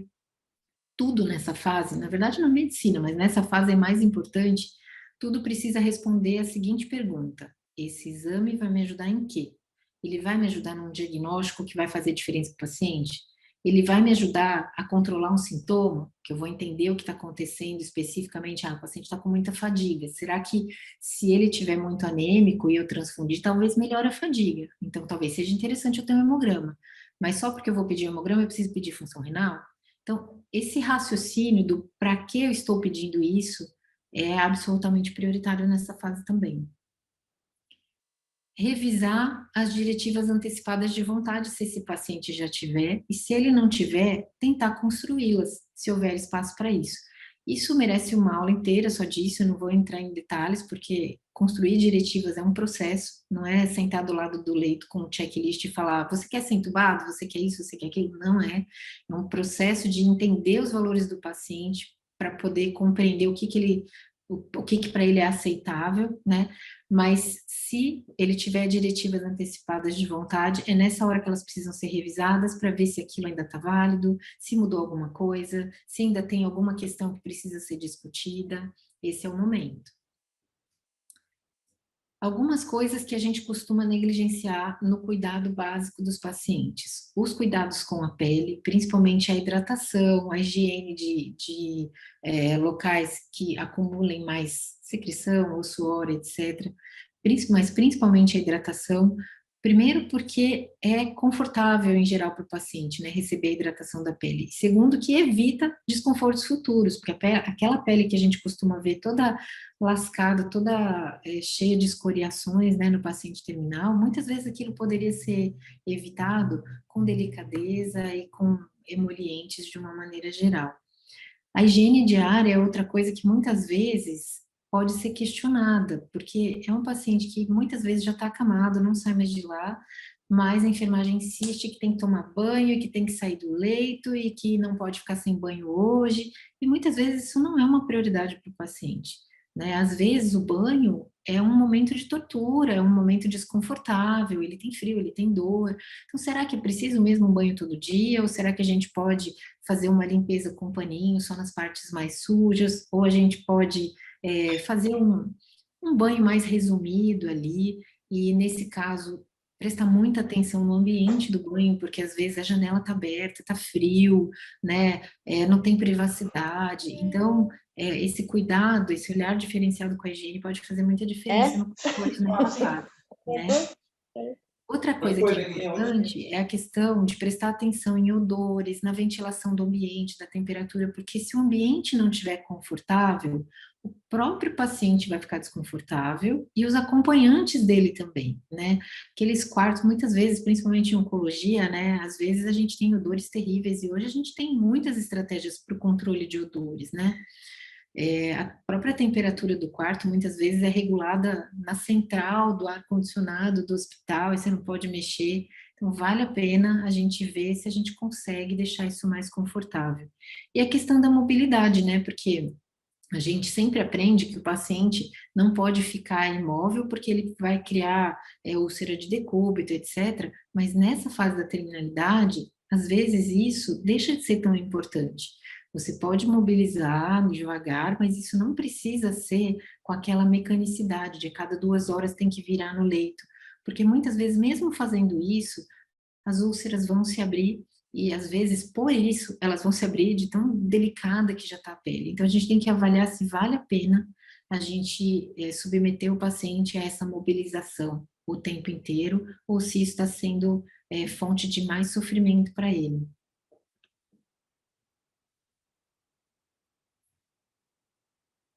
E os detalhinhos que a gente sempre esquece, né, aqui já partindo para o final da aula, a gente muitas vezes ignora hábitos pessoais do paciente, né, em nome das rotinas do hospital. E às vezes o paciente tem um hábito específico de assistir um programa específico da televisão que ele gosta muito e é justamente na hora do banho, né, da enfermagem. Ou então ele tem o hábito de tomar banho à tarde, e aí a enfermagem quer dar o banho da manhã, porque todos os banhos tem que ser de manhã. Ou ele não gosta de passar creme no cabelo, mesmo que o cabelo esteja todo engripado, é um hábito dele, não gosta do cheiro. Essas coisas a gente pode prestar atenção. Crenças pessoais que muitas vezes a gente ignora, né? A liberação de visitas, a flexibilização de visitas, e isso tanto para flexibilizar, para vir mais visitas, quanto para proibir visitas, porque muitas vezes o paciente não quer ser visto naquela situação, não quer ser motivo de curiosidade dos parentes e dos amigos, e a equipe médica pode ajudar nisso, falando, olha, as visitas aqui são restritas, né? E não, isso não precisa ir na conta do paciente, né? Porque muitas vezes o paciente fica constrangido de dizer que ele não quer. Então a gente pode pegar isso no nosso ombro e falar assim, não, ele não pode, né? Mas obviamente a gente tem que compreender qual é o desejo do paciente. A presença de animais de estimação, tem vários hospitais que já têm protocolos específicos para isso e é muito legal, porque às vezes eu já presenciei pacientes que a grande fonte de tristeza era estar longe do gato de estimação que passou os últimos anos com ele. O próprio gato está definhando em casa, se bem que em geral quem definha é cachorro, gato não costuma definhar muito não, mas quando tem esse desejo por parte do paciente, se a gente puder viabilizar isso, é muito interessante. E a mesma coisa com crianças, né? A gente tende a tirar as crianças desse processo e a gente está criando crianças que não têm ideia de como é morrer, né? Nós já não temos, imagina as nossas crianças que estão sendo colocadas a quilômetros-luz do avô que está morrendo, né? Elas nem nunca mais veem o avô, ele vai para o hospital, ele desaparece, ela não sabe o que aconteceu. E tendo protocolos para isso, tendo o apoio da equipe, às vezes uma psicóloga junto, conversando com a criança antes, explicando o que está acontecendo com o vovô, isso é bom para os dois, sabe? Para a pessoa que está indo e para a criança que está vivenciando aquilo tudo, que muitas vezes no imaginário dela é uma coisa que ela até se coloca como culpada do desaparecimento do avô, sabe? E ver o avô partir é muito menos traumático em geral para as crianças do que é para os adultos. Então, esses detalhezinhos, às vezes, a gente esquece e são muito importantes, né? Eu acho que é importante a gente lembrar que todo dia, todo mundo um dia precisa partir, né? A gente esquece que a natureza é assim e que o processo de morrer, ele é só uma parte disso, né? Ele é só o final de um processo. E é importante que a gente identifique quando o paciente já está nesse processo ativo de morte, já está na fase final. Mas é importante não só para a gente ter mais proporcionalidade nas nossas condutas. Também é importante para as pessoas que estão ali presenciando aquele processo, por dois motivos principais. Primeiro, para elas não terem tanto medo, para elas entenderem o que está acontecendo. Isso traz alívio, isso traz conforto, né? De que aquilo ali é normal, é um processo esperado. E segundo, para que elas vivenciem o luto de uma forma mais tranquila, sem aquela sensação de que não houve cuidado adequado, né? Então, elas participando disso, entendendo o que está acontecendo, isso é muito legal. Então, o que acontece nesse processo ativo de morte e que a gente precisa ir explicando para os familiares e para a equipe, né? O paciente pode começar a ficar mais desorientado, ele pode começar a ficar um pouco mais confuso, tem uma tendência à hipotensão, né? E isso é normal. Então, a gente explicar isso para a família evita que fique chamando a enfermeira porque a pressão está caindo, porque, olha, não estou conseguindo pegar o pulso, né? Explicando para isso que isso é esperado, que é assim mesmo, e falar quantas vezes for necessário, né? A diurese, que vai diminuindo progressivamente, que também é um processo normal. São frequentes as alucinações, principalmente com pessoas que já morreram. Isso é tão frequente que a enfermagem já até meio que brinca, assim, né? Fala assim, ah, ela viu o avô, então acho que tá indo, né? Porque é muito patognomônico ainda, né? De conversar com pessoas que já morreram. Pedidos reiterados para voltar para casa e tal, muitas vezes a gente interpreta como, nossa, tá negando, né? Olha, tá viajando, mas não é. Às vezes o voltar para casa tem um significado muito mais transcendente do que a gente imagina. Períodos de agitação, alterações respiratórias, então ele pode começar a fazer respiração tipo Shine Stokes, ele pode começar a fazer aquela respiração ruidosa que é a sororoca da morte, e essa precisa ser muito bem explicada, né, para a família, e a gente pode apontar para a família, ó, tá vendo, esse barulho não significa sofrimento, porque olha o rosto como tá tranquilo, esse barulho é porque o pulmão tá tão relaxado que ele começa a acumular secreção, isso tá me indicando que provavelmente ela vai partir nas próximas horas, né? Então a família já sabe que aquilo não é motivo de sofrimento e não vai chamar a enfermeira desesperada por causa disso, né? As extremidades frias, né? A queda da mandíbula para respirar é um sinal de que a morte está muito próxima. Todos esses indicativos, quando a gente vai ensinando a família a lidar com eles, a hora que o paciente para de respirar, em geral não tem atropelo, porque a morte ela não é uma urgência, né, gente? Ela é o final de um processo esperado. Aquelas famílias que saem desesperadas no corredor, ele parou, e aí vem uma enfermeira correndo no quarto. Se tem um preparo para isso, isso não acontece, tá? E esse preparo cabe a nós, tá? Muitas vezes, o mais importante nessa fase é muito mais reagir do que agir. Então, conforme as coisas vão aparecendo, a gente vai falando, isso é normal, isso é esperado, olha, isso aqui é um pouco desconfortável, então eu vou fazer uma medicação para melhorar, né? É uma questão de presença, né? De atenção, tá? E isso traz um alívio muito grande para todos eles.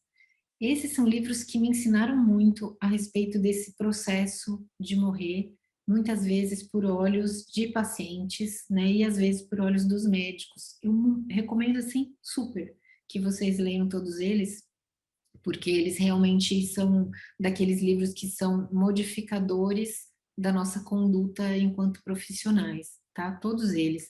Eles falam especificamente da terminalidade. Esse aqui do Irving Yalom foi o último que eu li, e o Irving, ele é um psiquiatra muito famoso, ele está vivo ainda, e ele conta o processo de morte da esposa dele por mieloma múltiplo, né? Então, ele, ao mesmo tempo, é médico, um médico psiquiatra que lidou muito com lutos, né?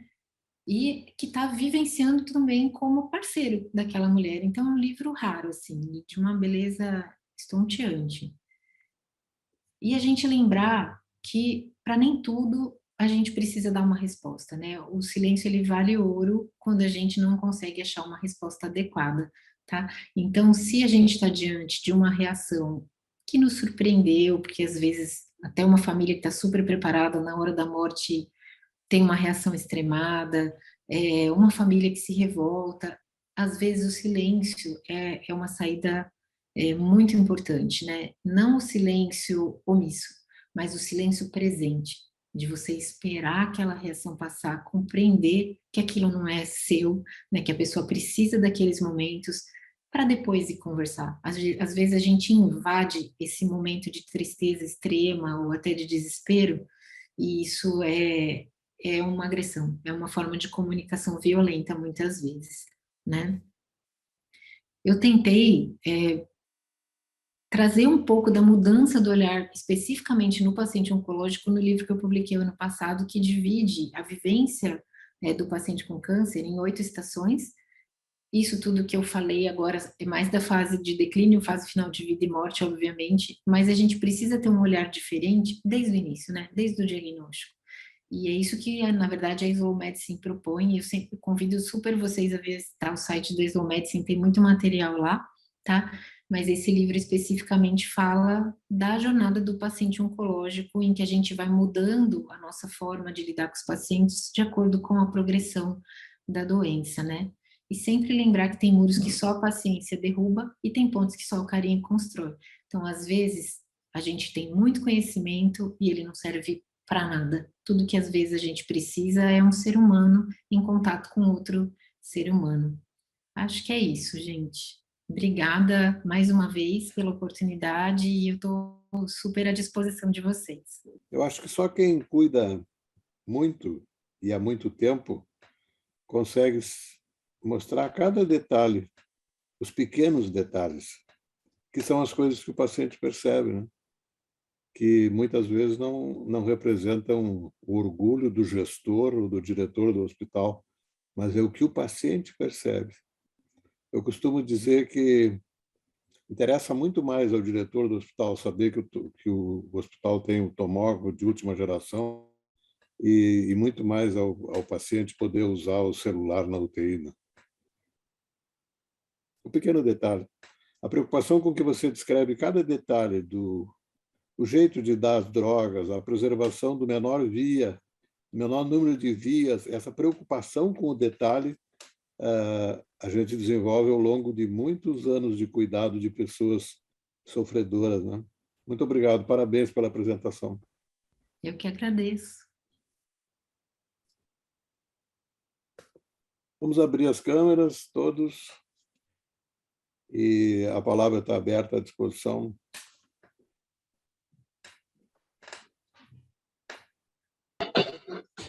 Eu fiquei ouvindo uma coisa que eu achei muito interessante, é a necessidade que nós todos temos, e mais na fase final da vida, de ter com quem compartilhar.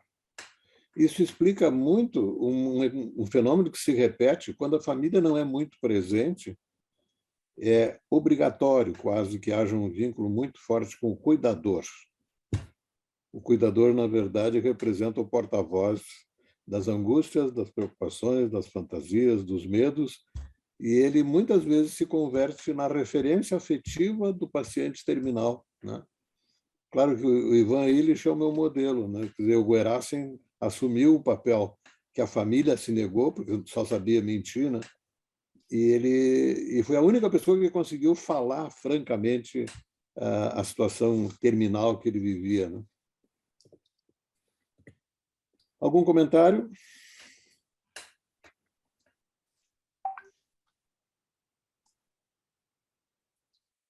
Acho que alguém aqui no chat estava perguntando se tinha mais alguma outra sugestão também aqui.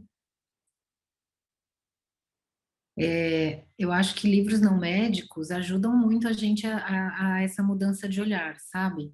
Tira um pouco dessa carapaça que a gente aprende a vestir durante a faculdade, né? Tem 1 milhão de livros, assim, né, que a gente pode indicar, mas, assim, tem um que chama Bilhete de Plataforma, que é escrito por um paliativista que atua num hospice, e que é um livro lindo, assim, transformador. Ele conta histórias de pacientes e de como os pacientes lidam com a terminalidade, né? E esse livro tira um pouco o nosso medo de abordar o paciente em terminalidade. Eu acho que ele pode ajudar muito e acho que ele é valioso. Eu tenho uma dificuldade que eu não consegui resolver, que é o atendimento da equipe. Acho que a relação médico-paciente é uma coisa individualizada. E eu já vi assim, muitas vezes, por exemplo, o paciente dizer, teve um médico aqui, não sei o nome dele, ele não é brasileiro, eu tive que contar a história toda de novo, porque era fim de semana e o plantão era ele. Meu Deus, que falta de vínculo é esse? E como é que você recomeça, no fim da vida, uma relação que quebrou por uma circunstância burocrática? Eu fico imaginando a sensação de abandono que terá aquele paciente que se confessou assistido por alguém que acidentalmente, que não sabe nada dele, mas é o responsável pelo cuidado dele durante o feriadão, né? Que tristeza isso! Eu acho uma ruptura no momento mais inconveniente possível. Eu tenho só uma frase que, na verdade, uma grande amiga minha e certamente muito conhecida, paliativista e geriatra, Cláudia Burlac, menciona da importância e da tragédia da iatrogenia da palavra. Então, realmente, como que palavras ditas de uma forma equivocada, no momento equivocado, tem um efeito tão maléfico na evolução e enfim, no cuidado daquele paciente. Então, eu acho que realmente nós temos que ter muito cuidado, porque uma vez ditas, elas não podem ser retraídas. Então, não existe antídoto, não existe forma de neutralizar muitas vezes isso. Então, eu acho que esse é um dos aspectos difíceis da comunicação, e como mencionou, do cuidado da equipe, que muitas vezes, pelo desconhecimento, por não saber lidar com isso, utiliza termos, cuidados, muitas vezes, que são aspectos que são lidados entre si e que muitas vezes transcendem, acabam sendo levados para a beira do leito. Então, é muito importante o cuidado e exatamente essa discussão na equipe multidisciplinar do cuidado que está sendo oferecido, exatamente que o cuidar é muito mais importante do que o cuidar do paciente é muito mais importante do que tratar a própria doença. Isso frequentemente é esquecido. Também queria aproveitar para parabenizar a Ana. Realmente maravilhosa a sua apresentação e muito obrigado mesmo. Eu realmente aprendi muito com as suas colocações, de todas elas. Uma delicadeza e uma fonte de conhecimento maravilhosa. Muito obrigado mesmo. Eu que agradeço. Eu nunca tinha visto uma aula específica de negação. Muito obrigada. Muito bom. E as histórias, né, do Dr. Camargo, gente. Vixe Maria. Eu estava me queixando para a Ana off, antes de começar a nossa reunião, que eu tenho lembrado dela muitas vezes de manhã, porque eu acordo com sono, que eu não conseguia dormir, porque não consigo parar de ler o De Mãos Dadas. Que livro danado! Porque ele tem uma maneira especial de aprisionar o leitor, que assim, você terminou um parágrafo, um capítulo, e aí começa uma história. Ora, se você lê aquela história, você vai querer ver os desdobramentos e as conclusões, e aí você fica preso. Foi de propósito. Não intencional, se percebe claramente. Eu só não tenho criado um conflito conjugal porque eu tenho um Kindle, né, que eu posso botar embaixo do cobertor, né? Agora, tu imagina de luz acesa, seria um tumulto. Ai, que bom. Mas é realmente uma delícia. A sequência das histórias e os desdobramentos é uma riqueza. Nós incluímos o Médico e o Rio entre a literatura sugerida. E agora vamos colocar, com certeza, De Mãos Dadas, que é uma maravilha. Parabéns. Obrigada, que bom que vocês gostaram. Darcy, você fica assim quietinho, eu sei que você está doido para falar. Não, Camargo, primeiro cumprimentar o Daniel e a Ana. Eu fiquei maravilhado também com as apresentações. Mas, vendo falar em paciente terminal, recentemente aqui no Rio Grande do Sul, nós tivemos a morte de um jornalista muito conhecido aqui, chamado Davi Coimbra. E ele escreveu uma crônica, e que o título era Quando Eu Quis Morrer. E esse é o relato do outro lado, né? Nós temos o nosso relato. O dia que eu quis morrer, né? Quando eu quis morrer, né? E aí ele tem um escritor, um jornalista que tem a capacidade de trazer para as letras o sentimento que esses pacientes, obviamente, também sentem, né? E a crônica é um impacto para quem cuida de paciente terminal. Vou pedir licença só para ler uns trechos dessa crônica para as pessoas que não o conhecem, né? Ele começa com a frase: eu quis morrer. Não se trata de figura de linguagem, estou falando sério. Queria não existir mais. Refiro-me a esse tempo que passei sofrendo, então ele passou um tempo sem poder escrever, e essa crônica é quando ele retoma, agora recentemente, os seus escritos. Aí muita gente, mas muita gente mesmo, mandou e-mail, mensagens perguntando por mim, não respondi porque me sentia fraco. Foi exatamente essa reunião de fraqueza, com as dores, com o mal-estar, todos agindo da mesma forma, permanente, que me tirou a vontade de viver. Agora chegamos em uma parte importante. Não deixei de amar a vida. Amo viver, amo a vida e sempre amarei. Mas não estava sendo recíproco. Então, de que adianta estar vivo se não posso fazer nada do que gosto? Uma vida repleta de dor, incômodos e humilhações? Era isso que havia para mim? Não, preferi uma morte rápida e suave. Só que eu não iria resolver esse problema com as minhas próprias mãos, ele reflete. Mesmo que esteja ausente, você tem responsabilidades, afinal. Assim, o que resta fazer numa situação dessas? Resistir. Gemer, chorar, desesperar-se às vezes, mas resistir. Não vou aborrecer o leitor detalhando todos os males pelo que passei, conto apenas que houve um momento em que fechei a porta do quarto, me encolhi na cama e de lá não saí por 2 dias e 2 noites. Não comia, não tomava banho, não olhava o celular, não fazia nada além de dormir em posição fetal. No final da tarde do 3º dia é que me levantei e tentei comer algo. Um dos traumas que carrego é o medo de que tudo se repita. Nós somos prisioneiros do nosso corpo, eis a verdade. Os grandes sofrimentos, bem como os grandes prazeres, constituem uma camada extra da nossa personalidade. Estão localizados no corpo, mas afetam a mente. Ao mesmo tempo, aquele feixe de dores não me pertence. Há algo separado do meu ser. Eu, nesse instante, sou quem pede a Deus, a Jesus, a Nossa Senhora, a todos os santos e médicos que me tirem a dor. E aí, então, surge a solidão.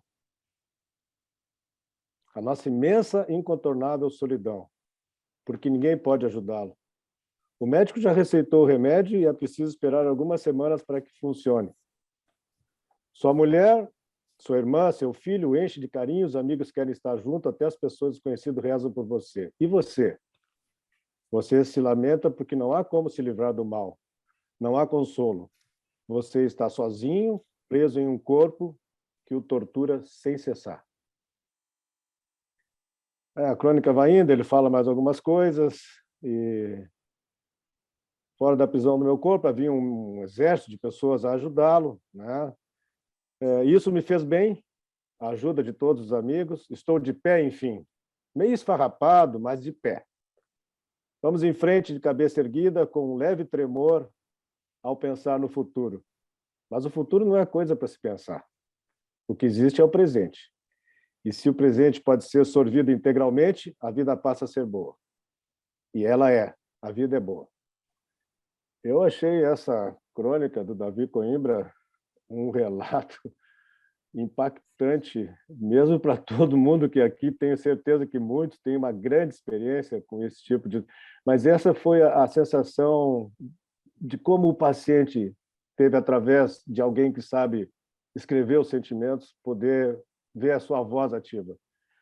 E me deixou muito comovido quando eu li essa crônica, e na segunda-feira eu fui operar, e o meu anestesista, que há 1 ano perdeu a sua esposa por câncer de ovário, né, me deu um abraço e me disse assim: eu nunca vi ninguém escrever o que a Lindonês tentou me dizer todos esses anos em que ela esteve doente. Era a crônica do Davi Coimbra. Queria trazer esse relato, Camargo, que eu achei importante nesse contexto do que foi discutido aqui. Encaixa perfeitamente, né? Exatamente tudo o que todos viveram cuidando de pessoas que se repetem. E o que eu acho mais fascinante disso tudo é a resposta individual ao sofrimento, é absolutamente única, né? E por isso que tem uma grande verdade no de Mãos Dadas, que assim, nós não podemos tratar com protocolos idênticos pessoas diferentes. E a tendência é cumpra-se o protocolo, né? Enquanto houver essa condição, o desdobramento é assim, como se as pessoas fossem copiáveis, né, e reprodutíveis. Não, e nada disso é verdadeiro. Então, eu acho que esse slow medicine, adequada ao slow oncology, é uma verdade absoluta de preservação do bom senso, do humanismo no tratamento de pessoas. E acho muito característico que isso tenha começado na Itália, onde há a valorização do slow food, que era a oposição do fast food, né? A relação do italiano com a aproximação das pessoas pela comida, né? A celebração, né? Para tudo, não? O Coradazzi deve saber bem, porque quando dobra as letras, tem gringo na praça, né? Sabe? Dobrou a letra, tem italiano. E Coradazzi, cara, claro. Mas esse respeito que o italiano tem para o congraçamento dessas reuniões íntimas, né? Não se fala de coisas desagradáveis no almoço ou na janta, né? Porque a comida é uma celebração. Eu acho que é exatamente isso, a valorização do indivíduo e não do problema que ele está vivendo, né? É que dá todo sentido ao slow oncology, né? Nós não podemos generalizar de jeito nenhum.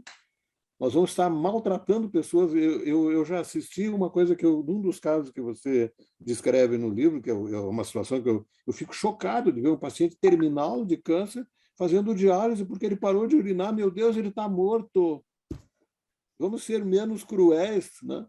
Porque tem que ter algum sentido esse intervencionismo. Não é possível que as pessoas não consigam dar naturalidade à morte, como se a morte significasse o atestado da incompetência médica, quando, na verdade, ele seria muito mais médico se ele desse dignidade ao ato de morrer, né? O oncologista ele tem uma grande dificuldade de parar, o Daniel deve saber bem disso também. A gente aprende a não parar nunca, né? É uma coisa de louco, e assim, não é só a diálise. A descrição de todas as complicações potenciais e a necessidade de intervencionismo é das coisas mais agressivas que se pode fazer em terapia intensiva. Eu acho que hoje, uma ideia equivocada dos leigos de que a morte que ocorra fora da terapia intensiva significa um subatendimento médico. Isso. Sim. E há essa pressão, no sentido de tantas coisas milagrosas têm sido noticiadas tendo ocorrido em hospitais de referência e tal, e o leigo fica preso a essa ilusão de que mais podia ter sido feito. Nós vivemos uma época ainda mais difícil, eu acho que para o estudante hoje jovem, em que para cada sequência existe uma nova terapia molecular, de uma nova sequência genética. Então, com essas novas drogas miraculosas, isso vai ficar cada vez mais difícil. E eu acho, vivendo tanto na área da oncologia como da hematologia, eu acho que na hematologia talvez seja ainda mais difícil. É muito difícil a gente encontrar na literatura hematológica, das doenças hematológicas malignas do sangue, vamos dizer assim, uma riqueza tão significativa quanto existe na oncologia. É difícil a prática. Eu acho que a prática e a aceitação num paciente com uma doença hematológica de uma doença da terminalidade é ainda mais difícil, porque, de alguma maneira, sempre existe uma medida vigorosa, salvadora, como um transplante de medula óssea, moderna, elegante, como essa terapia celular, que vai resgatar pacientes que, de outra maneira, nós reconhecemos que não são mais pacientes candidatos a isso e que precisam, de fato, receber slow medicine. Então, eu acho que a gente precisa alertar realmente os estudantes daquilo que vem por aí, vai ser cada vez mais difícil. Essa é a minha opinião.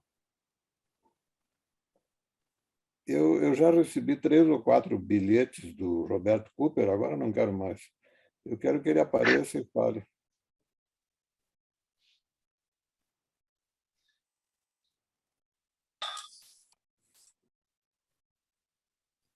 Roberto Cooper, bem-vindo. Boa noite, boa noite. É para me fazer aparecer. Tudo bem. Prazer revê-lo. Igualmente, professor. O comentário é bom, espetacular, toda a discussão.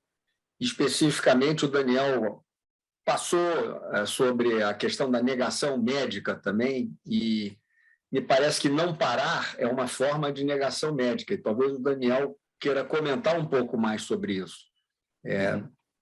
A gente fala muito da negação do paciente, da família, da equipe, né? E nós, né? Quando nós negamos, e podemos negar de uma maneira que seja muito doentia e muito sofredora para o nosso paciente. Não sei se você quer fazer algum comentário, Daniel. Não, eu acho que alguns desses aspectos eu mencionei. Eu acho que a negação do médico se traduz exatamente pela nossa incapacidade de aceitar a falibilidade da medicina. Eu acho que essa persistência terapêutica muitas vezes reflete essa nossa dificuldade de reconhecer a limitação da vida, já que nós nos propusemos a ser, enfim, quer dizer, que nós indicaríamos e determinaríamos a resolução dos problemas, né? Quer dizer, nós estamos aqui para vingar a morte. Então, a vingar a morte seja dos nossos pais, seja dos nossos parentes. Na verdade, a gente lembra muito bem quando o Ricardo Cruz mencionava a decisão dele de agir na área da oncologia, exatamente como ele se via, como a ideia dele de vingar a morte do pai, que morreu e veio falecer de um câncer de pulmão. Eu acho que isso é muito perigoso, porque exatamente esses são os aspectos como foram relacionados. A ideia da persistir de uma forma frustrada mesmo em relação a tratamentos que não serão eficazes, e principalmente também pela deixar de reconhecer que o fato de você aceitar a terminalidade não representa que ocorreu uma falha sua. Eu acho que esse é um dos aspectos mais importantes, né? Ou então a ideia de que se eu deixar de tratar, algum outro médico vai tratar, e que se eu vou fazer isso porque de outra maneira eu não acredito nessa estratégia, mas eu quero manter o paciente. Isso então de uma... Na verdade, a gente não deveria nem mencionar isso, mas infelizmente, de fato, isso ocorre dentro da mentalidade, muitas vezes, do profissional. Isso deve ser combatido, mas, em primeiro lugar, não pode ser negado, tem que ser reconhecido, e só reconhecido é que o médico, com esse reconhecimento, talvez ele possa enfrentar isso e ter coragem para enfrentar isso, e isso deve ser parte importante da formação do profissional. Estudante deve ter ciência desses aspectos para que não persistam em erros que poderiam ser evitados e que comprometem o cuidado do paciente.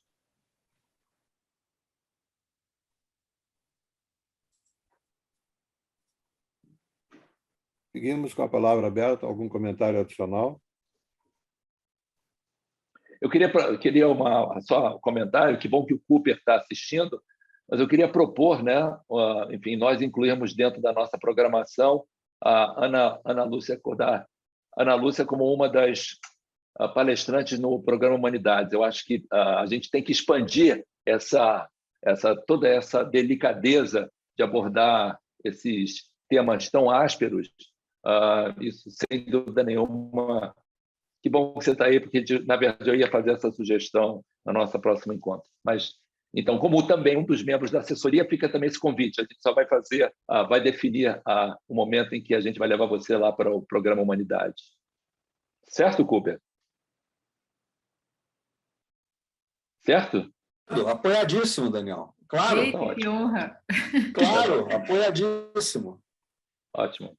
Agora, a gente está pegando carona na aula do professor Camargo. Nós estamos discutindo humanidades do Rio de Janeiro com a humanidade gaúcha. É tudo uma humanidade única, né?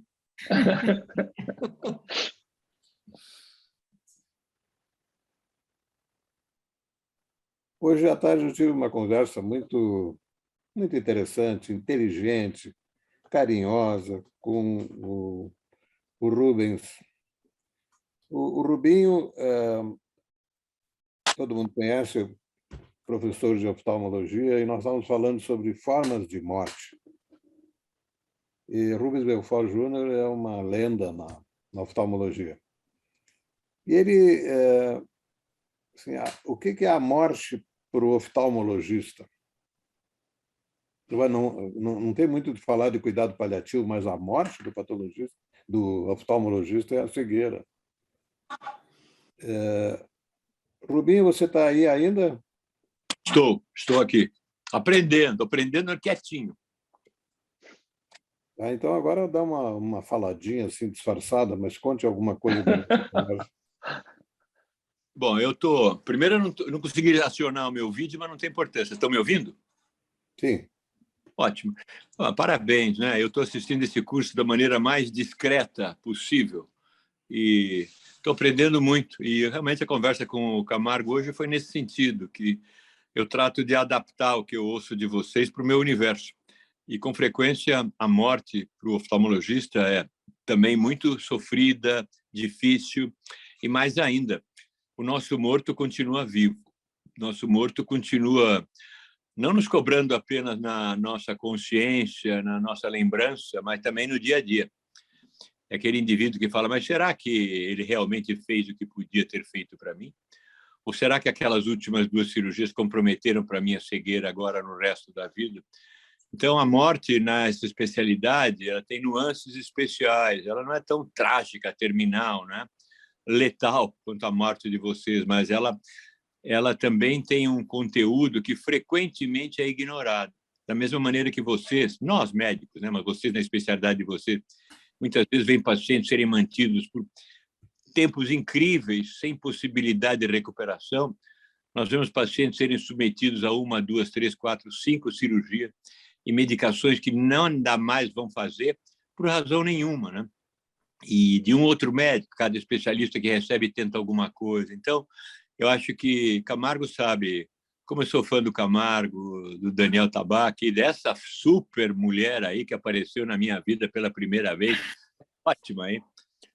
Eu até acho que, no fundo, ela deve ser paulista, Camargo. Ela é muito boa. Ela é paulista? Não, deve. Paulista, do interior. Pois eu fiz de brincadeira. Foi apenas uma brincadeira boba.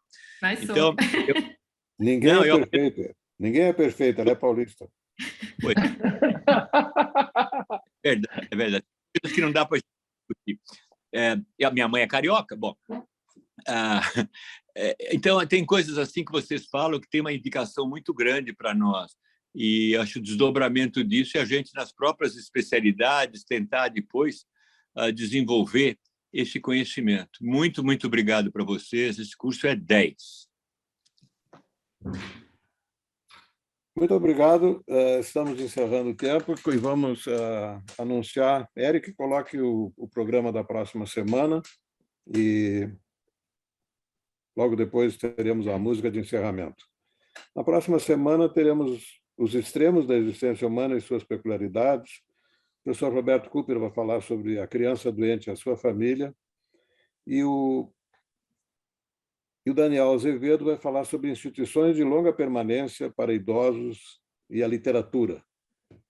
Eu tenho certeza que será uma sessão fantástica. Muito obrigado a todos. Nos vemos, então, na próxima segunda-feira, às 19 horas. Obrigada. Boa noite a todos.